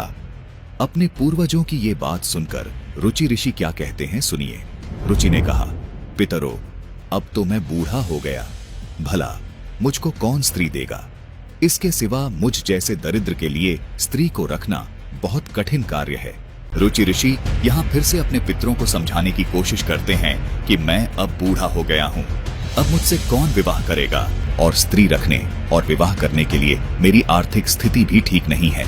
लेकिन अपनी जिद पर अडिग रुचि ऋषि के पूर्वज रुचि से कहते हैं कि पितर बोले, वत्स, यदि हमारी बात नहीं मानोगे तो हम लोगों का पतन हो जाएगा और तुम्हारी भी अधोगति होगी। दर्शकों देखिए, अंत में रुचि ऋषि के पूर्वजों ने ये मान ही लिया कि यदि तुम श्राद्ध नहीं करोगे तो हमारा पतन हो जाएगा। मार्कंडेय पुराण के इतने लेख ने ये स्पष्ट कर दिया कि रुचि ऋषि के पूर्वज भूत प्रेत बने हुए थे और कष्टमय जीवन भोग रहे थे। दर्शकों, यह भी स्पष्ट है कि रुचि ऋषि के पूर्वजों की यह दुर्दशा इसी कर्मकांडी साधना को करने से हुई है। फिर भी अपने स्वार्थवश अपने वंशज रुचि को इस कर्मकांडी साधना में धकेलकर उसे भी भूत और पितृ योनि की ओर धकेल रहे हैं। अपने पूर्वजों की दुर्दशा देखकर रुचि ऋषि जी व्यथित हो गए। मार्कंडेय जी कहते हैं कि पितरों की बात से रुचि का मन बहुत उद्विग्न हुआ। वे अपने विवाह के लिए कन्या प्राप्त करने की इच्छा से पृथ्वी पर विचरने लगे। वे पितरों के वचन रूप अग्नि से दग्ध हो रहे थे। कोई कन्या न मिलने से उन्हें बड़ी भारी चिंता हुई। उनका चित्त अत्यंत व्याकुल हो उठा। इसी अवस्था में उन्हें यह बुद्धि सूझी कि मैं तपस्या के द्वारा श्री ब्रह्मा जी की आराधना करूं। मार्कंडेय जी कहते हैं, क्रौष्टुकी जी, तदनंतर रुचि के समीप उस नदी के भीतर से छरहरे अंगों वाली मनोहर अप्सरा प्रमलोचा प्रकट हुई और महात्मा रुचि से मधुर वाणी में विनय पूर्वक बोली, तपस्वियों में श्रेष्ठ रुचि, मेरी एक परम सुंदरी कन्या है जो वरुण के पुत्र महात्मा पुष्कर से उत्पन्न हुई है। मैं इस सुंदरी कन्या को तुम्हें पत्नी बनाने के लिए देती हूं, ग्रहण करो। उसके गर्भ से तुम्हारे पुत्र महाबुद्धिमान मनु का जन्म होगा। तब रुचि ने तथास्तु कहकर उसकी बात स्वीकार की। इसके बाद प्रमलोचा ने अपनी कन्या मालिनी को जल के बाहर प्रकट किया। मुनि श्रेष्ठ रुचि ने महर्षियों को बुलाकर नदी के तट पर उसका विधिपूर्वक पाणी ग्रहण किया। उसी के गर्भ से महापराक्रमी परम बुद्धिमान पुत्र का जन्म हुआ, जो इस भूमंडल में पिता के नाम पर रौच्य मनु के नाम से ही विख्यात हुए। दर्शकों, मार्कंडे पुराण की इस कथा से ये स्पष्ट हो गया कि रुचि ऋषि ने न चाहते हुए अपने पूर्वजों की दुर्दशा देखकर तथा उन पर तरस खाकर शास्त्र अनुकूल मोक्ष मार्ग को त्याग दिया तथा वेदों में जिसको अविद्या कहा है उस मार्ग को अपनाकर अपना जीवन बर्बाद कर लिया। दर्शकों, इससे सिद्ध हो जाता है कि रुचि ऋषि जी के पूर्वज पितृ योनि को प्राप्त हो गए थे और पितृलोक में कष्ट उठा रहे थे, उनका मोक्ष नहीं हुआ था। इसी वजह से उनके पूर्वजों ने रुचि ऋषि को जबरदस्ती पितृ पूजा व श्राद्ध क्रिया करने को कहा। इससे यह भी सिद्ध हो जाता है कि जब रुचि ऋषि पहले पितृ पूजा नहीं करते थे यानी श्राद्ध क्रिया, कर्म कांड क्रिया नहीं करते थे, तो वह मोक्ष मार्ग पर चल रहे थे, जो रुचि ऋषि के पूर्वज भी स्वीकार करते हैं। इसका प्रमाण पवित्र गीता जी में भी देखने को मिलता है। गीता अध्याय 9 श्लोक 25 में भी यही कहा है कि पितरों को पूजने वाले पितरों को प्राप्त होते हैं, भूतों को पूजने वाले भूतों को प्राप्त होते हैं और मेरी पूजा करने वाले मुझे प्राप्त होते हैं। दर्शकों, रुचि ऋषि जी तो भगवान प्राप्ति के लिए ही वेदों अनुसार साधना कर रहा था, जबकि उन पाप आत्माओं ने अर्थात रुचि ऋषि जी के पूर्वजों ने रुचि ऋषि जी को उस मोक्ष मार्ग से भटकाकर विवाह के लिए मजबूर किया। रुचि ऋषि जी को उनके पूर्वजों ने कहा कि बेटा तप कर, उससे तुम्हें विवाह के लिए कन्या की प्राप्ति होगी। रुचि ऋषि जी ने ऐसा ही किया और विवाह करवाया, उससे रोच्य मनु की उत्पत्ति हुई। दर्शकों, इस प्रकार रुचि ऋषि को उनके पूर्वजों ने ये कर्मकांड करवा के भूत और प्रेत की योनि प्राप्त करवा दी। दर्शकों, जो सच्चाई जानना चाहता है उसके लिए मार्कंडे पुराण का ये लेख काफी है कि किसी भी ऋषि का मोक्ष नहीं हुआ, क्योंकि वे सभी यही मनमानी साधना करते थे जो रुचि ऋषि के पूर्वज ब्राह्मण किया करते थे। इसी मनमानी साधना की वजह से रुचि ऋषि के पूर्वज पितृ योनि को प्राप्त हुए थे। यही मनमानी साधना रुचि ऋषि के पूर्वजों ने रुचि ऋषि से करवाई और उन्हें मोक्ष मार्ग से भटकाकर नरक में धकेलने का काम किया। और इन कर्मकांडी धर्म गुरुओं के अनुसार आपके पूर्वजों को भी श्राद्ध कर्मकांड की जरूरत है और वे भूखे हैं, तो स्पष्ट है आपके पूर्वजों का भी मोक्ष नहीं हुआ। और ये भी स्पष्ट है जिस तरह ये कर्मकांड करने से आपके पूर्वजों का मोक्ष नहीं हुआ, तो इस कर्मकांडी साधना से आपका मोक्ष कैसे संभव हो सकता है। साथ ही सवाल यह भी है कि क्या विश्व में जितने भी सन्यासी महात्मजन हैं, उनका मोक्ष नहीं हो सकता? क्या मोक्ष प्राप्ति के लिए विवाह करना जरूरी है? दर्शकों, ये सब सवाल इन अज्ञानी धर्म गुरुओं के अज्ञान की पोल खोलने के लिए काफी हैं। आप शिक्षित हैं, विचार कीजिए और संत रामपाल जी महाराज द्वारा बताए शास्त्र प्रमाणित ज्ञान को फिर से गहराई से समझिए। दर्शकों, यदि इन धर्म गुरुओं की बात माने तो क्या इन्होंने पुराणों में ये नहीं पढ़ा जो विष्णु पुराण में इस प्रकार लिखा है कि हे राजन, श्राद्ध करने वाले पुरुष से विश्व देवगण, पितृगण, मातामह तथा कुटुंबीजन सभी संतुष्ट रहते हैं। हे भूपाल, पितृगण का आधार चंद्रमा है और चंद्रमा का आधार योग है, इसलिए श्राद्ध में योगीजन को नियुक्त करना अति उत्तम है। यदि श्राद्ध भोजी 1,000 ब्राह्मणों के सम्मुख एक योगी भी हो तो वह यजमान के सहित उन सब का उद्धार कर देता है। दर्शकों, इस दुनिया में 2 तरह के वैद्य होते हैं। एक वैद्य वो जिसको संपूर्ण जड़ी बूटियों का ज्ञान होता है और दूसरा वैद्य वो जिसको जड़ी बूटियों का कोई ज्ञान नहीं होता। दर्शकों, जैसे एक जानकार वैद्य जंगल से कारगर जड़ी बूटियां लाकर के औषधि तैयार करता है जो रोग को समाप्त कर देती है, दूसरी ओर कोई अनजान व्यक्ति जिसको जड़ी बूटियों का ठीक से ज्ञान नहीं है, वह जंगल से घास फूस ला करके जो औषधि तैयार करता है वो बिल्कुल भी लाभदायक नहीं होती। दर्शकों, आप अपने शास्त्रों को ऐसे जानिए जैसे एक वन होता है जिसमें बहुत प्रकार के पेड़ पौधे और जड़ी बूटियां होती हैं। उसी वन में कुछ जड़ी बूटियां कम असरदार होने के साथ साथ अधिक साइड इफेक्ट वाली भी होती हैं, जबकि कुछ जड़ी बूटियां अत्यधिक असरदार और बिना साइड इफेक्ट वाली होती है। दर्शकों, जो उन जड़ी बूटियों का पूर्ण जानकार होता है वह वास्तव में वैद्य कहलाता है और वही उन जड़ी बूटियों से औषधि तैयार कर सकता है जो पूर्ण लाभदायक होती हैं तथा उनका कोई साइड इफेक्ट भी नहीं होता। दूसरी ओर जिसको जड़ी बूटियों का पूर्ण ज्ञान नहीं होता उसको नीम हकीम खतरा ए जान मानो, क्योंकि वह जो भी औषधि बनाता है वह कारगर नहीं होती, क्योंकि वह औषधियों का पूर्ण जानकार नहीं होता। दर्शकों, अध्यात्म मार्ग के अंदर भी ऐसा ही है। जिनको अपने सद्ग्रंथों के गूढ़ रहस्यों का कोई ज्ञान नहीं है, उन्होंने गुरु व संत बनकर इन शास्त्रों रूपी वन से साधना रूपी औषधि तैयार की है, वो बिल्कुल लाभदायक नहीं है और इन साधनाओं का साइड इफेक्ट भी बहुत अधिक है।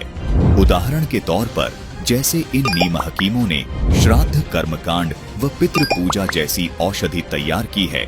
ये कहते हैं कि कर्मकांड द्वारा श्राद्ध करने से आपके पितृ 1 वर्ष के लिए तृप्त हो जाते हैं। दर्शकों, सवाल यहाँ ये भी खड़ा होता है कि हमारे पूर्वज भूत व पितृ बने ही क्यों?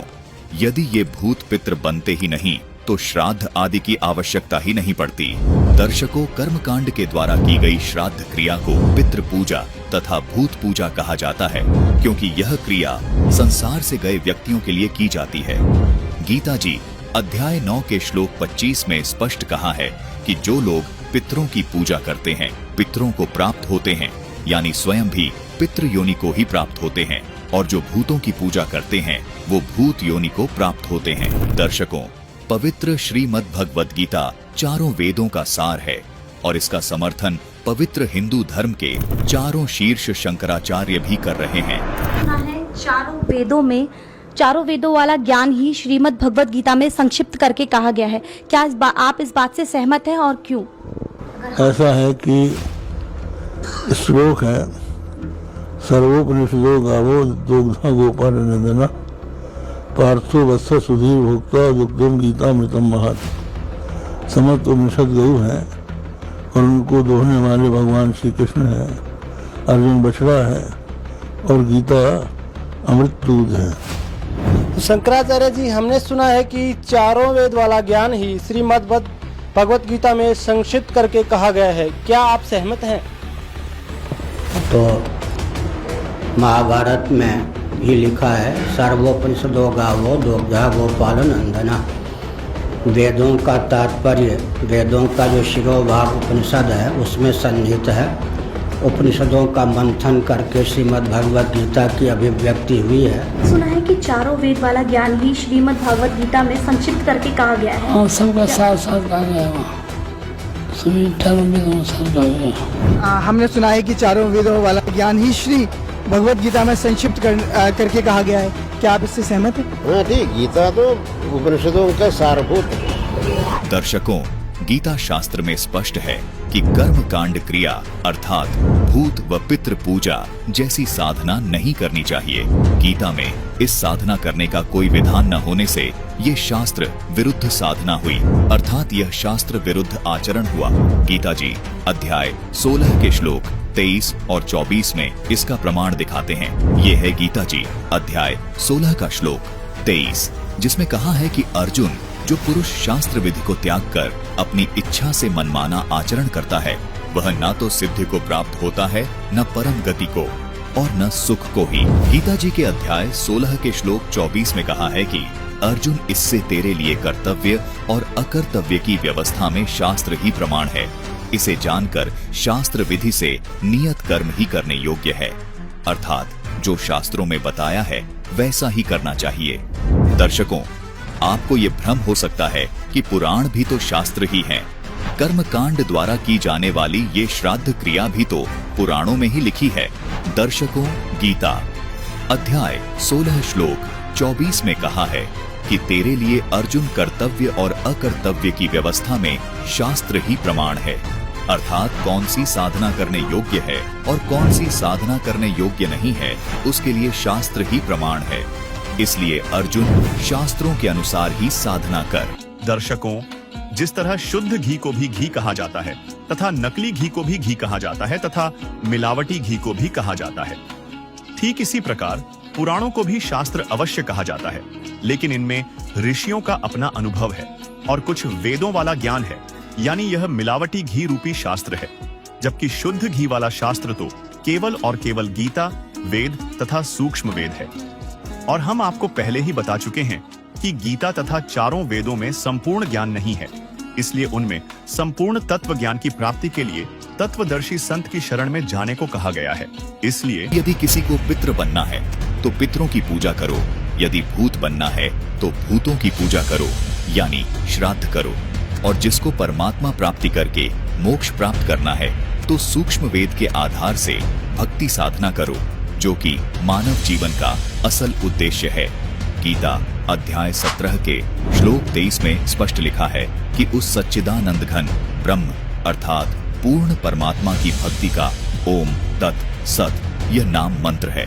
इस मंत्र का संपूर्ण भेद जानने के लिए गीता अध्याय 4 श्लोक 34 में कहा है कि तत्वदर्शी संत की खोज करो।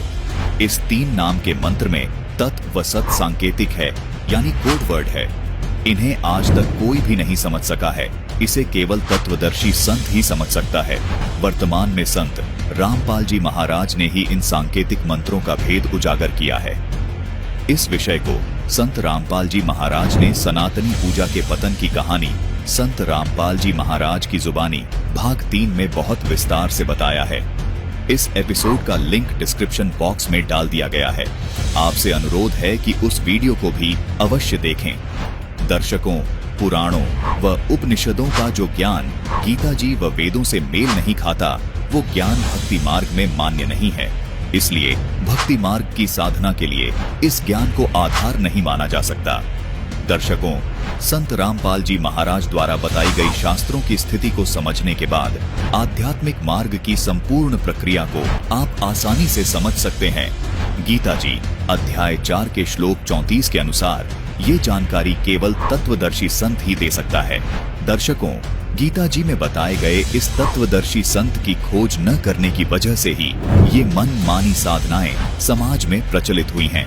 यदि आप तत्वदर्शी संत से पूछते तो वो तत्वदर्शी संत आपको बताता कि मार्कंडे पुराण में कर्मकांड के विषय में जो प्रकरण है वो केवल एक राजा और रानी का बताया लोकवेद है, ये भक्ति मार्ग में मान्य नहीं है। तत्वदर्शी संत आपको ये भी बताता कि श्री विष्णु पुराण के 3 अंश के अध्याय 15 में श्राद्ध के विषय में जो श्रेष्ठ विधि बताई गई है, केवल वही विधि करनी चाहिए, न कि मंदालसा और राजा ऋतध्वज द्वारा बताए गए लोकवेद के आधार पर। दर्शकों, इसके साथ साथ गीता अध्याय 9 श्लोक 25 में भी स्पष्ट कहा है कि भूत पूजने वाले भूत बनेंगे और पितृ पूजने वाले पितृ बनेंगे और मेरी पूजा करने वाले मुझे प्राप्त होंगे। यानी मंदालसा और राजा ऋतध्वज द्वारा बताई गई लोकवेद वाली साधना आपको भूत और पितृ की योनि में ले जाएगी, जहां आपको भयंकर कष्ट भोगना पड़ेगा। दर्शकों, यह भी स्पष्ट है कि गीता का ज्ञान काल ब्रह्म ने दिया है। इसने अपनी भक्ति का मंत्र गीता अध्याय 8 श्लोक 13 में बताया है कि मेरी भक्ति का केवल एक ओम मंत्र है। मूल संस्कृत में स्पष्ट लिखा है कि माम यानी मुझ, ब्रह्म यानी ब्रह्म का केवल एक ओम ये एक अक्षर का नाम है, अर्थात मुझ ब्रह्म का केवल ये एक ओम नाम है, जिसका प्रमाण हमें देवी भागवत पुराण के 7वें स्कंद में भी देखने को मिलता है। इसमें लिखा है कि देवी दुर्गा हिमालय राजा को उपदेश देते हुए कहती है कि हे राजन, सब पूजाओं को छोड़कर केवल एक ब्रह्म की साधना करो, जिसका केवल एक ओम नाम है, जिसका जाप करने से आप ब्रह्मलोक में चले जाओगे, जहां पर ब्रह्म रहता है। यहाँ पर सोचने की बात यह है कि ब्रह्मलोक में गए हुए प्राणी भी जन्म मृत्यु में वापस आते हैं, जिसका प्रमाण हमें गीता अध्याय 8 श्लोक 16 में देखने को मिलता है। ब्रह्मलोक में गए हुए साधकों को भी लौटकर इस संसार में वापस आना पड़ता है।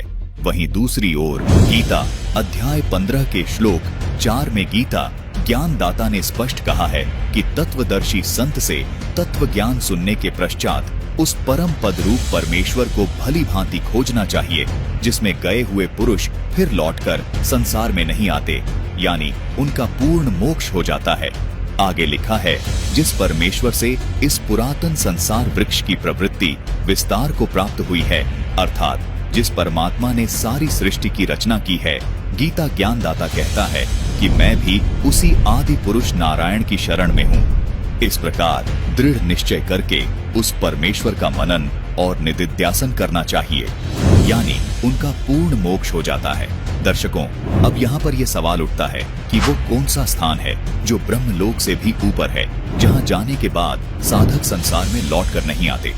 इसके विषय में गीता अध्याय 18 श्लोक 62 में बताया गया है। लिखा है कि हे भारत, तू सब प्रकार से उस परमेश्वर की ही शरण में जा। उस परमात्मा की कृपा से ही तू परम शांति को तथा सनातन परम धाम को अर्थात सतलोक को प्राप्त होगा। इस स्थान पर जाने के लिए गीता जी अध्याय 15 के श्लोक 4 में बताए गए परमेश्वर को भली भांति खोजना चाहिए, जिसकी कृपा से ही साधक उस शाश्वत स्थान अर्थात सतलोक में चला जाता है, जहां जाने के बाद साधक लौटकर इस संसार में कभी वापस नहीं आते, अर्थात पूर्ण मोक्ष को प्राप्त कर लेते हैं। दर्शकों, ये निष्कर्ष स्वयं तत्वदर्शी संत के द्वारा निकाला गया निष्कर्ष है और वर्तमान में केवल एकमात्र तत्वदर्शी संत जगत गुरु संत रामपाल जी महाराज ही हैं और संत रामपाल जी महाराज ने ही ये निष्कर्ष निकाला है। दर्शकों, जिस प्रकार गीता अध्याय 8 श्लोक 13 में ब्रह्म को पाने का ओम नाम बताया गया है, इस ओम नाम के जाप से साधक ब्रह्म को ही प्राप्त होता है, जो जन्म मृत्यु में ही फंसे रहते हैं। इसी प्रकार उस सनातन परम धाम यानी सदा रहने वाले स्थान को पाने के लिए सच्चिदानंद घन ब्रह्म की भक्ति करनी होती है, जिसको पाने का मंत्र गीता अध्याय 17 के श्लोक 23 में बताया गया है, जो मंत्र है ओम तत्सत, जो सांकेतिक है और जो केवल संत रामपाल जी महाराज के पास है। ये मंत्र सच्चिदानंद घन ब्रह्म को पाने के मंत्र हैं। गीता अध्याय 8 श्लोक 3 में इसी सच्चिदानंद घन ब्रह्म को परम अक्षर ब्रह्म कहा है। इस परम अक्षर ब्रह्म की साधना करने से साधक कभी लौटकर वापस इस संसार में नहीं आते, अर्थात जन्म मरण के चक्कर में नहीं आते। इसलिए गीता अध्याय 18 श्लोक 62 में गीता ज्ञानदाता ने उस परमेश्वर की शरण में जाने को कहा है। इसी परम अक्षर ब्रह्म यानी सच्चिदानंद घन ब्रह्म की साधना को आदि सनातनी पूजा कहा जाता है।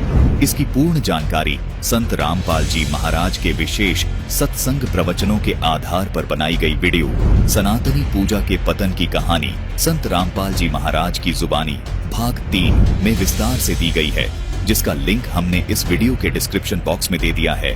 दर्शकों, हमारे ये धर्म गुरु गीता अध्याय 9 श्लोक 25 के इस आशय को भी नहीं समझ पाए, जिसमें स्पष्ट लिखा है कि भूतों की पूजा करने वाले भूत बनेंगे, पितरों की पूजा करने वाले पितरों को प्राप्त होंगे और मेरी पूजा करने वाले मुझे प्राप्त होंगे। दर्शकों, इन तथा कथित धर्म गुरुओं ने आज तक हमको ब्रह्मा जी, विष्णु जी, शिव जी, देवी दुर्गा जी तथा गणेश जी की भी साधना ठीक से नहीं बताई और न ही इन देवी देवताओं की यथार्थ साधना के सत मंत्र बताए, जो देवी देवता हमारे शरीर में बने कमल चक्रों में विद्यमान हैं। इन्हीं कमल चक्रों से होकर के आत्मा को शरीर छोड़कर जाना होता है। इन नकली धर्मगुरुओं ने यथार्थ मंत्रों के स्थान पर ओम नमः शिवाय, ओम नमो भगवते वासुदेवाय, राधे राधे आदि मनमाने मंत्र देकर मानव जीवन को बर्बाद कर दिया, जबकि संत रामपाल जी महाराज सनातनी पूजा के प्रथम चरण की साधना इन देवी देवताओं के यथार्थ मंत्र अपने शिष्यों को देते हैं। दर्शकों, विचारणीय विषय ये भी है कि जब इन धर्म गुरुओं को इन देवी देवताओं के ही यथार्थ मंत्र नहीं पता, तो इन तथाकथित धर्म गुरुओं को ब्रह्म तक की साधना की यथार्थ भक्ति और मंत्र का ज्ञान कैसे हो सकता है। इन धर्म गुरुओं को न तो इन देवी देवताओं के यथार्थ मंत्र का ज्ञान है और न ही ब्रह्म तक की भक्ति का। इन्होंने हमें केवल भूत पूजा और पितृ पूजा तक ही सीमित रखा। इस विषय में संत रामपाल जी महाराज ने बिल्कुल स्पष्ट और प्रमाणित ज्ञान भक्त समाज को दे दिया है। दर्शकों, विशेष विचारणीय विषय ये भी है कि गीता ज्ञानदाता ने पूरी गीता में कहीं भी खुद को सबका धारण पोषण करने वाला नहीं कहा, बल्कि गीता ज्ञानदाता ने गीता अध्याय 8 श्लोक 9 में, गीता अध्याय 15 श्लोक 17 में सबका धारण पोषण करने वाला तथा वास्तव में अविनाशी पुरुषोत्तम उसी परम अक्षर ब्रह्म को ही कहा है। दर्शकों, दुर्भाग्य की बात है कि आज तक हमारे तथाकथित धर्मगुरु गीता जी के इन गूढ़ रहस्यों को नहीं समझ सके, क्योंकि इनमें से कोई भी तत्वदर्शी संत नहीं था। इन्होंने केवल भक्त समाज को गीता जी का पाठ करने तक ही सीमित रखा। गीता व वेदों को दरकिनार करके भक्त समाज को केवल रानी मंदालसा व राजा ऋतध्वज के लोकवेद के आधार पर बताई गई कर्मकांडी साधना में ही लिप्त रखा, जिस कारण से इन तथाकथित धर्मगुरुओं ने सभी के पूर्वजों को पितृ व भूत बनवा दिया, फिर उनके कर्मकांड करवा के अपनी रोजी रोटी का धंधा बना लिया। दर्शकों, गीता जी में इतने स्पष्ट शब्दों में बताई गई यथार्थ भक्ति साधना को भी हमारे ये तथाकथित धर्मगुरु नहीं समझ सके। इससे ये स्पष्ट होता है कि ये सभी पूर्ण रूप से तत्वज्ञानहीन यानी अज्ञानी हैं और ये तत्वदर्शी संत नहीं हैं। आज कलयुग के मानव का सौभाग्य है कि आज वर्तमान में संत रामपाल जी महाराज के रूप में हमें वो तत्वदर्शी संत मिल गया है, जो संपूर्ण शास्त्रों के गूढ़ रहस्य को उजागर करके निर्णय कर रहा है कि गीता जी और वेदों के अनुसार ये साधना करो, जो परम कल्याणकारी व मोक्षदायक है। इसके स्थान पर किसी ऋषि विशेष या किसी राजा रानी का खुद का अनुभव है, वो मत करो। दर्शकों, भक्त समाज को अब ये स्वीकार कर लेना चाहिए कि वास्तव में एकमात्र तत्वदर्शी संत केवल संत रामपाल जी महाराज ही हैं। दर्शकों, यदि हमारे पूर्वज तत्वदर्शी संत की तलाश करके और उनको दंडवत प्रणाम करके उनसे वास्तविक भक्ति कर्म और साधनाएं जान लेते, तो ये मनमुखी साधनाएं करके हमारे पूर्वज प्रेत योनि को प्राप्त नहीं होते। अन्य धर्मगुरु शास्त्रों की पूरी जानकारी न होने के कारण केवल आपके जीवन को नष्ट कर रहे हैं। वर्तमान में केवल संत रामपाल जी महाराज ही शास्त्रों में छिपे गूढ़ रहस्यों को उजागर कर रहे हैं। जैसे एक जड़ी बूटियों की पूरी जानकारी रखने वाला असली वैद्य वन से यथार्थ जड़ी बूटियां चुनकर एक उत्तम औषधि तैयार कर देता है, जो रोग को जड़ से समाप्त कर देती है, जिसका कोई साइड इफेक्ट भी नहीं होता। और वहीं दूसरी ओर नीम हकीम झोला छाप डॉक्टर यानी नकली वैद्य जड़ी बूटियों की पूरी जानकारी न होने से उसी वन से यथार्थ जड़ी बूटियां न चुनकर केवल घास फूस इकट्ठा करके औषधि तैयार कर देता है, जो लाभ के स्थान पर हानि ही प्रदान करती है। यदि वो नीम हकीम ये कहे कि मैं भी तो उसी वन से प्राप्त की गई जड़ी बूटियों से औषधि तैयार करके लाया हूँ, तो ये जड़ी बूटी हानिकारक कैसे हो सकती है? इसका उत्तर ये है दर्शकों, केवल औषधियों का पूर्ण जानकार ही उस वन से सही सही जड़ी बूटियां इकट्ठी करके सही औषधि तैयार कर सकता है। आप सोच रहे होंगे कि पुराणों में तो लिखा है कि कर्म कांड करके यानी श्राद्ध आदि क्रियाओं से पितरों को केवल 1 वर्ष के लिए तृप्त किया जा सकता है, तो फिर कर्मकांड क्रिया गलत कैसे हुई? इसका उत्तर ये है दर्शकों, कर्मकांड के द्वारा किया गया श्राद्ध कर्म गीता अध्याय 9 के श्लोक 25 के अनुसार बिल्कुल गलत है, क्योंकि भूत पूजने वाले भूत ही बनते हैं और पितृ पूजा करने वाले पितृ ही बनते हैं, तो उस कर्मकांडी क्रिया कर्म का क्या लाभ हुआ? अर्थात वो क्रिया व्यर्थ है। दूसरी ओर पूर्ण वेद रूपी तत्वदर्शी संत रामपाल जी महाराज ने श्री विष्णु पुराण से ये प्रमाणित कर दिया कि श्राद्ध भोजी 1000 ब्राह्मणों की तुलना में एक योगी को भोजन करवाया जाए तो वह पितरों सहित यजमान और ब्राह्मणों का भी उद्धार कर देता है, जबकि कर्मकांड द्वारा किए गए श्राद्ध कर्म से यानी भूत व पितृ पूजा से पितृ 1 वर्ष तक ही तृप्त रहते हैं, उनकी भूत योनि तथा पितृ योनि समाप्त नहीं होती। दर्शकों, गीता जी व वेदों के अनुसार ये भी स्पष्ट किया गया है कि भूत पूजने वाले भूतों को प्राप्त होंगे व पितृ पूजने वाले पितरों को प्राप्त होंगे। इस नियम से श्राद्ध निकालने वाले भी भूत बनेंगे व पितृ बनेंगे। उनको केवल 1 वर्ष की तृप्ति होगी और ये कर्म कांड करने व कराने वाला फिर भूत व प्रेत की योनि प्राप्त करेगा। ये इस कर्म कांडी पूजा का साइड इफेक्ट है। इन अज्ञानी कर्मकांडियों का मानना है कि पिंडदान करने से पितृ योनि समाप्त हो जाती है। दर्शकों, इस विषय में सूक्ष्म वेद में संत गरीबदास जी महाराज ने बताया है कि भूत जोनी जहाँ छूट है पिंडदान करंत, गरीबदास कबीर कहे नहीं मिले भगवंत। भावार्थ यह है कि पिंडदान करने से उनके पितरों की भूत की योनि छूट जाती है और वे 84 लाख योनियों में प्रवेश कर जाते हैं, लेकिन उनको परमात्मा की प्राप्ति नहीं होती, अर्थात उनका मोक्ष नहीं होता। विचार कीजिए, पिंडदान करने से क्या लाभ हुआ। दूसरी ओर संत रामपाल जी महाराज जो आदि सनातनी पूजा बताते हैं, उसके करने से पितृ योनि छूट जाती है तथा मनुष्य शरीर प्राप्त होता है और वह आत्मा सत्य साधना प्राप्त करके जन्म मरण के चक्कर से छूटकर मोक्ष प्राप्त कर लेती है।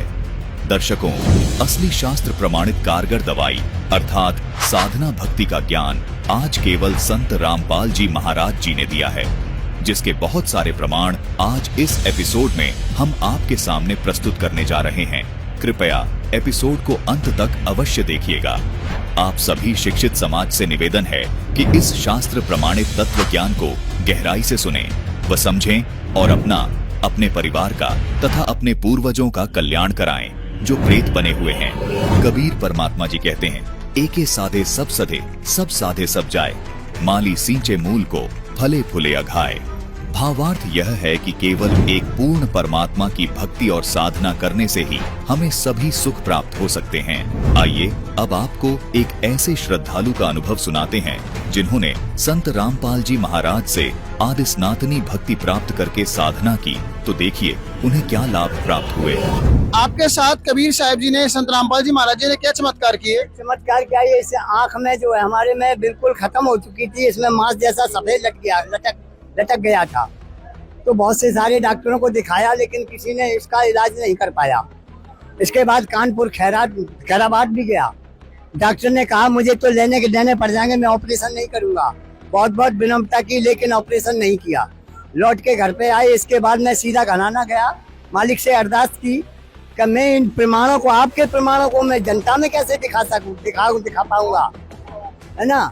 तब वो लौट के वापस आया तो ये बिल्कुल आंख बढ़िया हो गई। मेरा चश्मा भी 4 महीने से लगा हुआ उतर गया और मैं बहुत बढ़िया हो गई। मेरी आंख में हर चीज को पढ़ सकता हूँ और देख सकता हूँ। दर्शकों, जिस प्रकार शास्त्र अनुकूल भक्ति साधना करने से इस श्रद्धालु की आंखें बिल्कुल स्वस्थ हो गईं, ठीक इसी प्रकार संत रामपाल जी महाराज ने श्राद्ध करने की श्रेष्ठ विधि विष्णु पुराण से प्रमाण देकर बताई है, जिससे वास्तव में लाभ हो सकता है। दर्शकों, श्री विष्णु पुराण के अध्याय 15 के 3 अंश में लिखा है कि हे राजन, श्राद्ध करने वाले पुरुष से विश्व देवगण, पितृगण, मातामह तथा कुटुंबीजन सभी संतुष्ट रहते हैं। हे भूपाल, पितृगण का आधार चंद्रमा है और चंद्रमा का आधार योग है, इसलिए श्राद्ध में योगीजन को नियुक्त करना अति उत्तम है। यदि श्राद्ध भोजी 1,000 ब्राह्मणों के सम्मुख एक योगी भी हो तो वह यजमान के सहित उन सब का उद्धार कर देता है। दर्शकों, ये प्रमाण देखने के बाद एक बात तो स्पष्ट है कि श्राद्ध क्रिया करने वाले यजमान को किसी एक योगी को भोजन करवाने से 1000 ब्राह्मण को भोजन करवाने से भी अधिक पुण्य मिलता है। अब सवाल ये है कि वो योगी कौन है? क्या योगी इन ब्राह्मणों से श्रेष्ठ है? अगर है तो क्यों?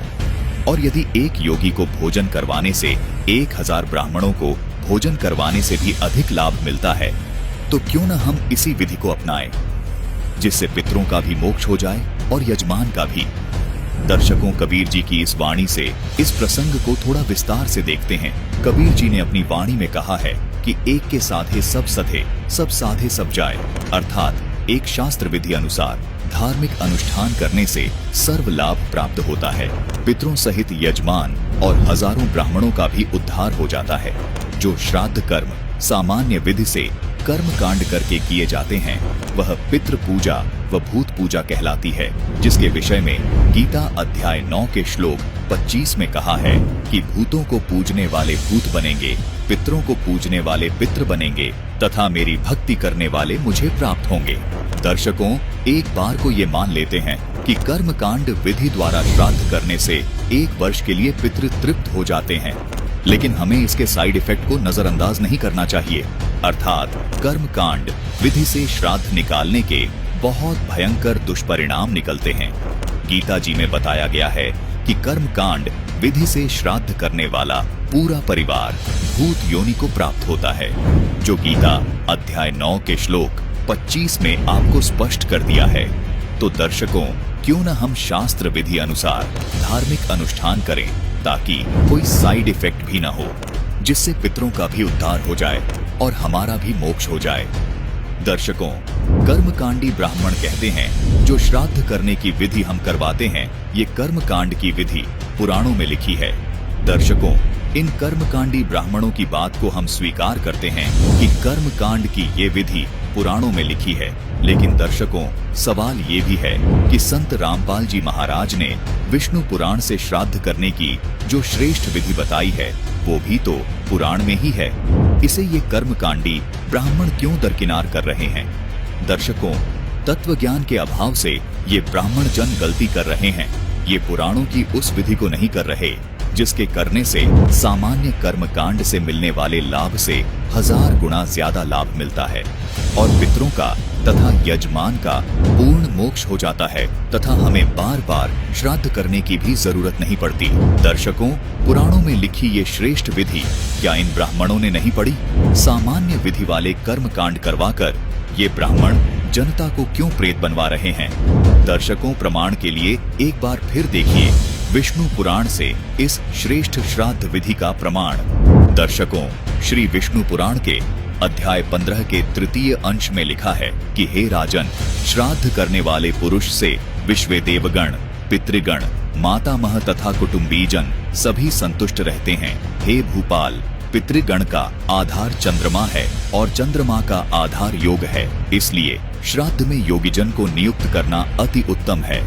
यदि श्राद्ध भोजी 1,000 ब्राह्मणों के सम्मुख एक योगी भी हो तो वह यजमान के सहित उन सब का उद्धार कर देता है। दर्शकों, विष्णु पुराण के इस प्रमाण ने स्पष्ट कर दिया कि एक योगी को भोजन खिलाने से कितना लाभ होता है। आइए अब संक्षिप्त में जानते हैं कि योगी की क्या पहचान है। संपूर्ण जानकारी के लिए कृपया इस वीडियो को पूरी जरूर देखिएगा। दर्शकों, गीता अध्याय 2 श्लोक 53 में कहा है कि हे अर्जुन, भांति भांति के वचनों को सुनने से विचलित हुई तेरी बुद्धि जब तत्व ज्ञान पर स्थिर हो जाएगी, अर्थात कोई कहता है कर्मकांड कर लो, कोई कहता है श्राद्ध निकाल लो, इन सब वचनों से विचलित हुई तेरी बुद्धि जब केवल तत्व ज्ञान पर स्थिर हो जाएगी, अर्थात गीता अध्याय 4 श्लोक 34 में वर्णित तत्वदर्शी संत से ज्ञान प्राप्ति के बाद तेरी बुद्धि एक तत्व ज्ञान पर स्थिर हो जाएगी, तब तो तू योग को प्राप्त होगा, अर्थात साधना यानी भक्ति को प्राप्त होगा, अर्थात तब तो तू योगी बनेगा। योगी का अर्थ है भक्त। योगी का अर्थ यहाँ आसन करने वाले से नहीं है, क्योंकि गीता के इन श्लोकों में किसी आसन योग की बात नहीं हो रही। गीता जी तत्व ज्ञान से परिपूर्ण शास्त्र है, इसलिए गीता जी के इस श्लोक से ये प्रमाणित हुआ कि तत्व ज्ञान के आधार पर भक्ति करने वाले साधक को योगी कहते हैं। दर्शकों, एक प्रमाण और दिखाना चाहेंगे जिससे पूर्ण रूप से स्पष्ट हो जाएगा कि कर्म कांड से मोक्ष नहीं होगा, बल्कि तत्व ज्ञान की प्राप्ति के बाद ही मोक्ष हो सकता है। देखिए, ये पुस्तक है गरुड़ पुराण सारोद्धार, जिसके अध्याय 16 के श्लोक नंबर 60 में लिखा है कि नाम मात्रेण संतुष्टा कर्म कांडता नरा मंत्रोच्चारण होमाद्यर्भामिता क्रतु विस्तरई। इस श्लोक का अनुवाद है कि कर्म कांड में आस्था रखने वाले मनुष्य शास्त्र बोधित नाम मात्र की फलश्रुतियों से संतुष्ट होकर के मंत्रोच्चारण और होमादि कृत्यों से तथा यज्ञ से विस्तृत विधानों से भ्रांत रहते हैं, उन्हीं में उलझे रहते हैं। अर्थात वे लोग जो कर्म कांड में आस्था रखते हैं, उन्हें शास्त्रों के सिर्फ नाम मात्र की श्रुतियां संतुष्ट कर लेती हैं और वे मंत्रों की उच्चारणा, होम और यज्ञों आदि कृत्यों में उलझे रहते हैं। इस पुस्तक के अध्याय 16 के श्लोक 70 में कहा है तस्मादित्यादिकम कर्म लोकरंजन कारकम मोक्षस्य कारणम साक्षात तत्वज्ञानम। खगेश्वर इस श्लोक का अनुवाद है कि हे खगेश्वर, पूर्वोक्त संपूर्ण कर्मानुष्ठान केवल लोकरंजन मात्र के लिए हैं, मोक्ष का कारण तो साक्षात तत्व ज्ञान ही है।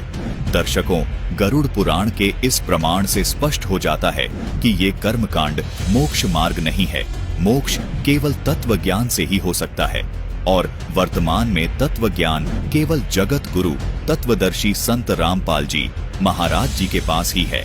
इस पुस्तक के अध्याय 5 के श्लोक 32 और 33 में कहा है कि मृतस्य एकादशहम तु भुंजानः श्वा विजायते लभे देवलको विप्रो योनि कुक्कुट संजकाम द्रव्यार्थम देवता पूजाम यह करोति द्विजाधमः स वै देवलको नाम हव्य कव्येषु गर्हिता।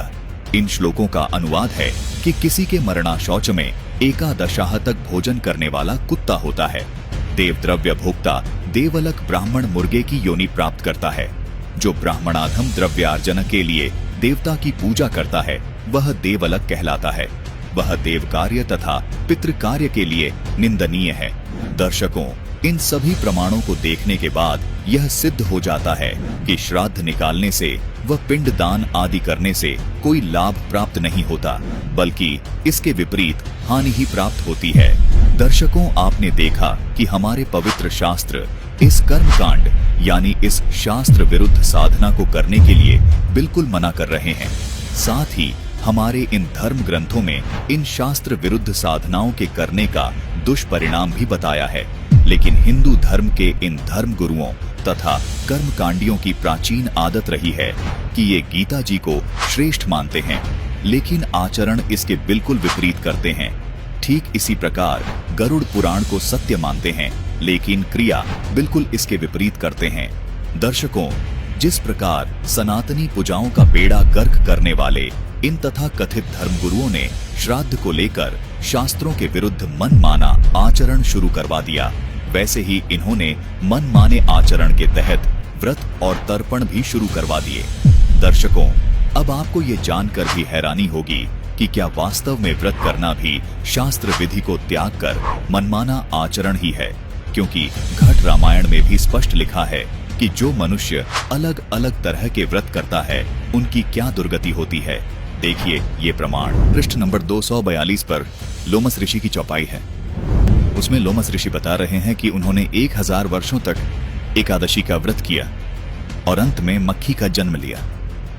सर्वप्रथम इतवार का व्रत किया, उससे चील का जन्म मिला। मंगल का व्रत अनेक प्रकार के रूपों में रहा, उससे मुझे सुअर का शरीर मिला। उसके बाद तीज का व्रत किया, उसके कारण मैंने कुत्ते का जन्म प्राप्त किया। इसके बाद नियम से प्रदोष व्रत रखा, उसके कारण गधे का जन्म लिया। नवमी तथा अष्टमी का व्रत किया, उससे मुझे चूहे का जन्म मिला। इसके बाद अनंत चौदस का व्रत किया, उससे मुझे ऊंट का जन्म मिला। इसके बाद चतुर्थी का व्रत कहा गया, उससे भैंस का जन्म समझो। और नाना प्रकार के व्रतों का अनुशीलन पूरी तत्परता से पूछा, फिर भी मुक्ति नहीं प्राप्त की। यहाँ पर साफ तौर पर देखा जा सकता है कि लोमस ऋषि ने व्रत करने से मुक्ति तो छोड़ो, बल्कि चील, सुअर, कुत्ते, चूहे, ऊंट व भैंस के जन्म बताए हैं। दर्शकों, व्रत ना करने का समर्थन गीता जी भी करती है। देखिए गीता जी से ये प्रमाण पवित्र गीता जी के अध्याय 6 के श्लोक 16 में प्रमाण है कि हे अर्जुन, योग न तो बहुत खाने वाले का और न बिल्कुल न खाने वाले का तथा न बहुत शयन करने के स्वभाव वाले का और न सदा जागने वाले का ही सिद्ध होता है। दर्शकों, इन अधर्मी लोगों का ये आचरण मानव जीवन के नाश का कारण बन रहा है। सवाल नंबर 2, कबीर साहिब ने जल अर्पण कर रहे ब्राह्मणों का भ्रम निवारण कैसे किया? एक समय कबीर साहिब सुबह के समय गंगा घाट पर चले गए। वहाँ ब्राह्मण लोग सूर्य के सामने मुख करके गंगा जल हाथ में लेकर मंत्रों का उच्चारण करते हुए जल सूर्य को अर्पित कर रहे थे। कबीर साहब जी उन ब्राह्मणों को ये सब करते देख रहे थे। थोड़ी देर बाद कबीर साहब घुटनों पानी तक गंगा नदी में जाकर अपने दोनों हाथों से किनारे पर जोर जोर से पानी फेंकने लगे। ब्राह्मणों ने देखा कि ये कबीर ऐसा क्या कर रहा है। उन्होंने कबीर साहब जी से पूछा, हे कबीर, तू ये क्या कर रहा है? हे ब्राह्मण, मैंने आपसे नहीं पूछा कि आप क्या कर रहे थे, तो फिर आप मुझसे क्यों पूछ रहे हो कि मैं क्या कर रहा हूँ? पहले आप बताइए कि आप क्या कर रहे थे। हम तो अपने भूखे प्यासे पूर्वजों को स्वर्ग में जल अर्पित कर रहे हैं। अच्छा, अब मैं आपको बताता हूँ कि मैं क्या कर रहा था। दरअसल मैंने अपनी झोपड़ी के आगे एक छोटी सी बगीची लगा रखी है। मैं उसे सींच रहा हूँ। अरे भाई, तुम्हारी झोपड़ी तो यहाँ से काफी दूर है, उसे ये पानी कैसे मिलेगा?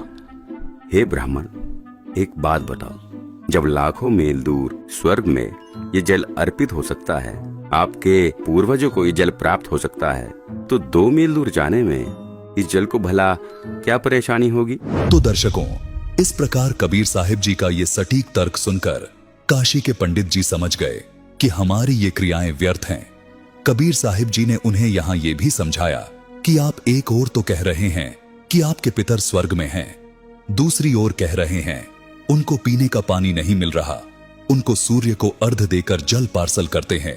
यदि स्वर्ग में पीने के पानी का ही अभाव है तो उसे स्वर्ग नहीं कह सकते, वह तो रेगिस्तान होगा। वास्तव में वे पितरगण यमराज के अधीन यमलोक रूपी कारागार में अपराधी बनाकर डाले जाते हैं। वहां पर जो निर्धारित आहार है वह सबको दिया जाता है। जब पृथ्वी पर बनी कारागार में कोई भी कैदी भोजन के बिना नहीं रहता, सबको खाना पानी मिलता है, तो यमलोक वाली कारागार जो निरंजन काल ने बनाई है उसमें भी भोजन और पानी का अभाव नहीं है। दर्शकों, यह 2D एनिमेशन वीडियो संत रामपाल जी महाराज के सत्संग प्रवचनों का अंश मात्र है। संपूर्ण आध्यात्मिक ज्ञान प्राप्त करने के लिए अवश्य सुनिए संत रामपाल जी महाराज के मंगल प्रवचन। दर्शकों, संत रामपाल जी महाराज जी बताते हैं कि परमात्मा प्राप्ति यानी मोक्ष प्राप्ति की आदि सनातनी पूजा के 3 चरण होते हैं। प्रथम चरण की साधना में इन पंचदेव की साधना के मंत्र होते हैं। उसके बाद दूसरे चरण की साधना जो कि सनातनी पूजा भी कहलाती है, इसके मंत्र होते हैं ओम तत्, यहाँ तत् सांकेतिक मंत्र है। उसके बाद तीसरे चरण की साधना आदि सनातनी पूजा कहलाती है। इसके मंत्र होते हैं ओम तत्सत, यहाँ तत् और सत सांकेतिक हैं। भक्ति साधना के इन 3 चरणों को आप इस प्रकार समझें, जैसे प्रथम चरण की साधना जो कि पंचदेव पूजा है, उसको आप प्राथमिक शिक्षा जाने, अर्थात 5वीं कक्षा तक की पढ़ाई जाने, जिसके पढ़ने से आपको आपके जीवन में केवल आंशिक लाभ प्राप्त होते हैं। लेकिन प्रथम चरण की ये साधना भक्ति मार्ग में बेहद महत्वपूर्ण है। जिस प्रकार 5वीं कक्षा तक की पढ़ाई पूरी किए बिना 10वीं 12वीं तक की पढ़ाई नहीं की जा सकती, इसी प्रकार प्रथम चरण की ये पंचदेव साधना किए बिना दूसरे व तीसरे चरण की साधना नहीं की जा सकती। दूसरे चरण की साधना जो कि सनातनी पूजा है, ये गीता अध्याय 15 के श्लोक 16 में बताए क्षर और अक्षर पुरुष की पूजा है। इसको आप उच्च शिक्षा अर्थात इसको आप 10वीं तक की कक्षा की पढ़ाई जाने, जो आपको प्राथमिक शिक्षा से कुछ ज्यादा लाभ देती है। तीसरे चरण की साधना जो कि आदि सनातनी पूजा है, गीता जी अध्याय 17 के श्लोक 23 में भी इसका वर्णन है। ये गीता अध्याय 8 के श्लोक 3 में बताए परम अक्षर ब्रह्म की पूजा है। इसको आप सर्वोच्च शिक्षा जाने, जो कि आपको सब सुख और लाभ प्राप्त करवाती है। दर्शकों, केवल संत रामपाल जी महाराज ही आध्यात्मिक मार्ग की भक्ति साधना इस प्रकार 3 चरण में पूरी करते हैं। दर्शकों, आपको यहाँ ये भी शंका हो सकती है कि इस 12 अक्षर मंत्र को एक नाम अर्थात एक मंत्र क्यों कहा जाता है, जबकि ये तो अलग अलग देवी देवताओं के 5 नाम हैं। दर्शकों, गीता जी अध्याय 17 के श्लोक 23 में ये जो ओम तत् सत मंत्र लिखे हैं, ये भी दिखने में 3 मंत्र हैं, लेकिन इन तीनों नामों को गीता जी में लिखा है कि ओम तत्सत। इस प्रकार का ये सच्चिदानंद घन ब्रह्म का ये नाम कहाँ है? मतलब आदि सनातनी पूजा के तीसरे चरण की साधना का ये एक नाम है। ये 3 नाम मिलकर एक नाम कहलाता है, जिसको संत रामपाल जी महाराज के शिष्य तीसरा नाम अर्थात सार नाम कहते हैं। इसी प्रकार प्रथम चरण की साधना में मिलने वाला 12 अक्षर मंत्र ओम, किलिम, हरिम, श्रीम और सोहम मिलकर एक नाम अर्थात प्रथम नाम कहलाता है। संत रामपाल जी महाराज वे उनके शिष्य हमेशा इन 12 अक्षर को प्रथम नाम ही पुकारते हैं। इसी प्रकार दूसरे चरण की साधना का ये ओम तथा तत् मंत्र एक ही नाम अर्थात दूसरा नाम अर्थात सतनाम कहलाता है। संत रामपाल जी महाराज के अनुयायी इन दोनों मंत्रों को प्राप्त करने के बाद कहते हैं कि हमें दूसरा नाम अर्थात सतनाम मिल गया है, अर्थात यहाँ 2 नाम मंत्र होने के बाद भी ये केवल एक नाम ही कहलाता है, जिसको सतनाम कहते हैं। इसी प्रकार तीसरे चरण की साधना का ये ओम तत् सत मंत्र मिलकर भी एक ही नाम कहलाता है, जिसे संत रामपाल जी महाराज के अनुयायी सार नाम कहते हैं, अर्थात तीसरा नाम कहते हैं। इसलिए यहाँ दर्शकों को कोई शंका नहीं होनी चाहिए कि इन 12 अक्षर मंत्र को एक नाम क्यों कहा है। दर्शकों, ये द्वादश अक्षर मंत्र मिलकर एक ही नाम कहलाता है। संत रामपाल जी महाराज इस प्रकार अपने शिष्यों को सनातनी पूजा के तीनों चरण की साधना का प्रथम नाम, दूसरा नाम और तीसरा नाम देते हैं। संत रामपाल जी महाराज पंचदेव पूजा और सनातनी पूजा के ये मंत्र सन 1994 से और आदि सनातनी पूजा के ये मंत्र 1997 से अपने सभी शिष्यों को दे रहे हैं। दर्शकों, संत रामपाल जी महाराज जी द्वारा बताई गई यह वह शास्त्र अनुकूल भक्ति है जिसके करने मोक्ष होता है, जबकि इन पाखंडी धर्म गुरुओं कथावाचकों द्वारा शास्त्र विरुद्ध मनमाना आचरण यानी कर्म कांड करवाया जा रहा है, जिससे मोक्ष तो 3 काल नहीं होगा, बल्कि इन कर्म कांडों, श्राद्ध आदि को करवाकर जिस तरह इन पाखंडियों ने हमारे पूर्वजों को भूत बनवा दिया और अब यही कर्म कांड करवाकर हमें भी भूत बनाने का ये पाखंडी प्रयास कर रहे हैं। इसलिए आपसे अनुरोध है कि संत रामपाल जी महाराज द्वारा बताई जा रही शास्त्र अनुकूल भक्ति विधि को अपनाएं, जिससे आपका तथा आपके पूर्वजों का भी मोक्ष हो सके। क्योंकि कबीर परमात्मा जी कहते हैं, कबीर भक्त बीज होए जो हंसा, तारू तास के एकोतर बंशा। दर्शकों, अतः आप सभी से हमारा निवेदन है कि संत रामपाल जी महाराज के सत्संग को प्रतिदिन आप संत रामपाल जी महाराज YouTube चैनल पर अवश्य देखें, जिससे शास्त्र भक्ति करके अपना तथा अपने पूर्वजों का उद्धार करवा सके। आइए अब हम उन श्रद्धालुओं के अनुभव जानते हैं जो जगत गुरु तत्वदर्शी संत रामपाल जी महाराज जी से दीक्षा प्राप्त कर चुके हैं तथा उनके द्वारा बताए गए भक्ति मार्ग पर चल रहे हैं। सत साहिब दर्शकों, मनुष्य अपने जीवन में आत्मिक सुख की तलाश में हर संभव उपाय अपनाता है। वह पूजा करता है, व्रत रखता है, मंत्र जाप करता है, तीर्थ यात्राएं करता है, सब कुछ केवल इस आशा में करता है ताकि उसे सच्चा सुख और शांति मिल सके। लेकिन जब वह भक्ति करते हुए भी दुख और परेशानियों से घिरा रहे तो वह तनाव और निराशा का शिकार हो जाता है। दर्शकों, ऐसी ही कहानी थी उत्तर प्रदेश के रहने वाले निहाल सिंह जी की। निहाल जी ने अपने जीवन में कई प्रकार की साधनाएं अपनाई, मंत्रों का जाप किया, व्रत रखे, विभिन्न देवी देवताओं की पूजा की और तीर्थ यात्राओं पर भी गए। लेकिन इतना सब कुछ करने के बावजूद भी इनका जीवन बीमारियों और परेशानियों से घिरा रहा। लेकिन दर्शकों, आज निहाल जी का कहना है कि जब से मैंने संत रामपाल जी महाराज की शरण ग्रहण की है, तब से मेरी जिंदगी पूर्ण रूप से बदल गई है। अब न केवल मुझे मानसिक शांति प्राप्त हुई है, बल्कि शारीरिक कष्ट भी समाप्त हो गए हैं। तो दर्शकों, आखिर संत रामपाल जी महाराज ने निहाल जी को ऐसी कौन सी जड़ी बूटी दे दी जिससे इन्हें जीवन में वह सुख और शांति मिली जिसकी ये वर्षों से तलाश कर रहे थे? आखिर इसके पीछे की सच्चाई क्या है? आइए सुनते हैं निहाल सिंह जी की यह प्रेरणादायक और सच्ची कहानी उन्हीं की जुबानी। नमस्कार सर। सत्सा जी। सर, क्या नाम है आपका? निहाल सिंह। निहाल जी, आप कहाँ से हैं? जलेसर जिला एटा, उत्तर प्रदेश से। निहाल जी, संत रामपाल जी महाराज से कब जुड़े आप? 2019 4 जनवरी। सर, संत रामपाल जी महाराज से नाम दीक्षा लेने से पहले क्या आप कोई भक्ति साधना भी करते थे? जी, सब ब्रह्मा विष्णु महेश की सबसे ज्यादा मैं शंकर जी की भक्ति करता था। साधारण संत से गुरु दीक्षा ली थी मैंने, उनकी दिए हुए मंत्रों से भक्ति करते थे, साधना करते थे। उस भक्ति साधना से हमको कष्ट ज्यादा होता था, इतना कष्ट होता था हमारे घर में देवी देवताओं का प्रकोप इतना बढ़ गया था कि न मालूम कोई किसी को किसी तरह से पीड़ा, कोई किसी की तरह से पीड़ा है।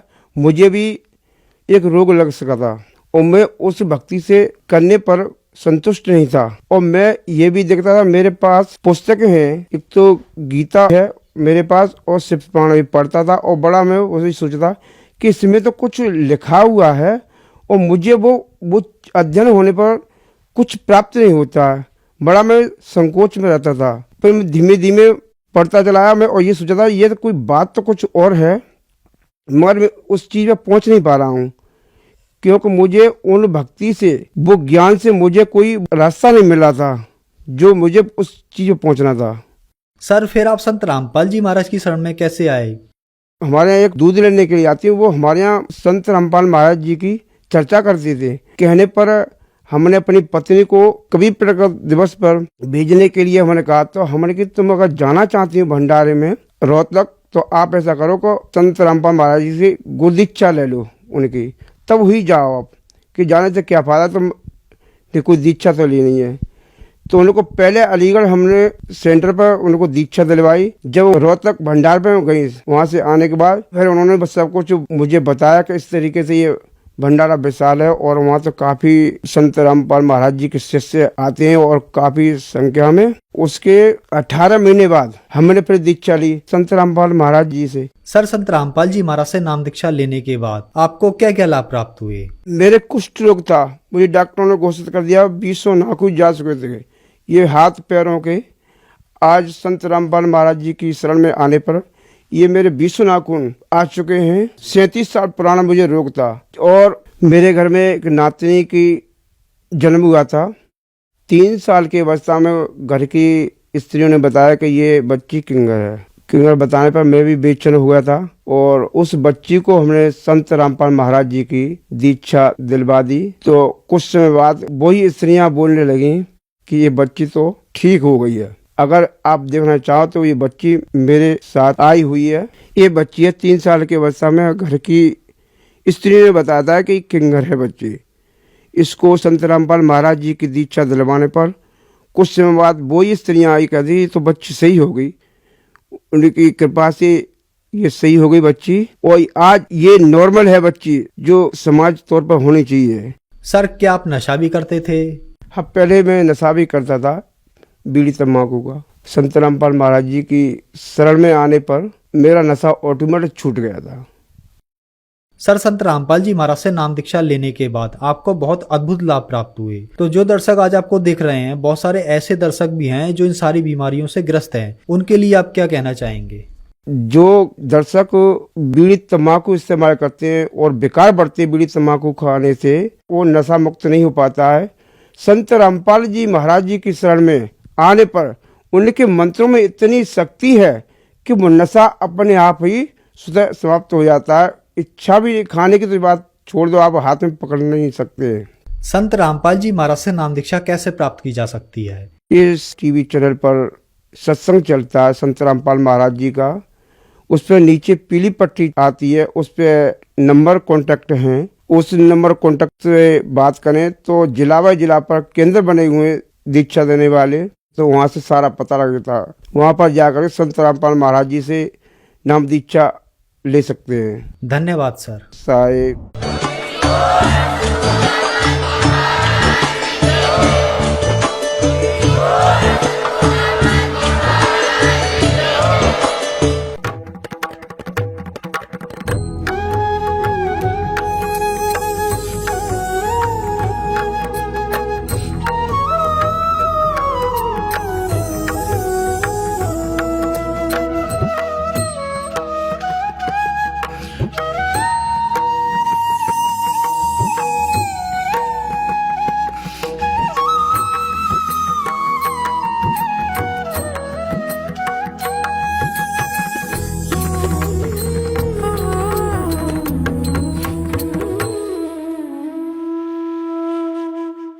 आप सुन रहे थे जगत गुरु तत्वदर्शी संत रामपाल जी महाराज जी के मंगल प्रवचन। अधिक जानकारी के लिए विजिट कीजिए हमारी वेबसाइट www.jagatgururampalji.org। संत रामपाल जी महाराज जी के शुभ आशीर्वाद से पूरे विश्व भर में 500 से भी ज्यादा नाम दीक्षा केंद्र हैं, जिन पर संत रामपाल जी महाराज जी द्वारा ऑनलाइन निशुल्क नाम दीक्षा दी जा रही है। अपने नजदीकी नाम दीक्षा केंद्र का पता करने के लिए संपर्क करें 8222880541।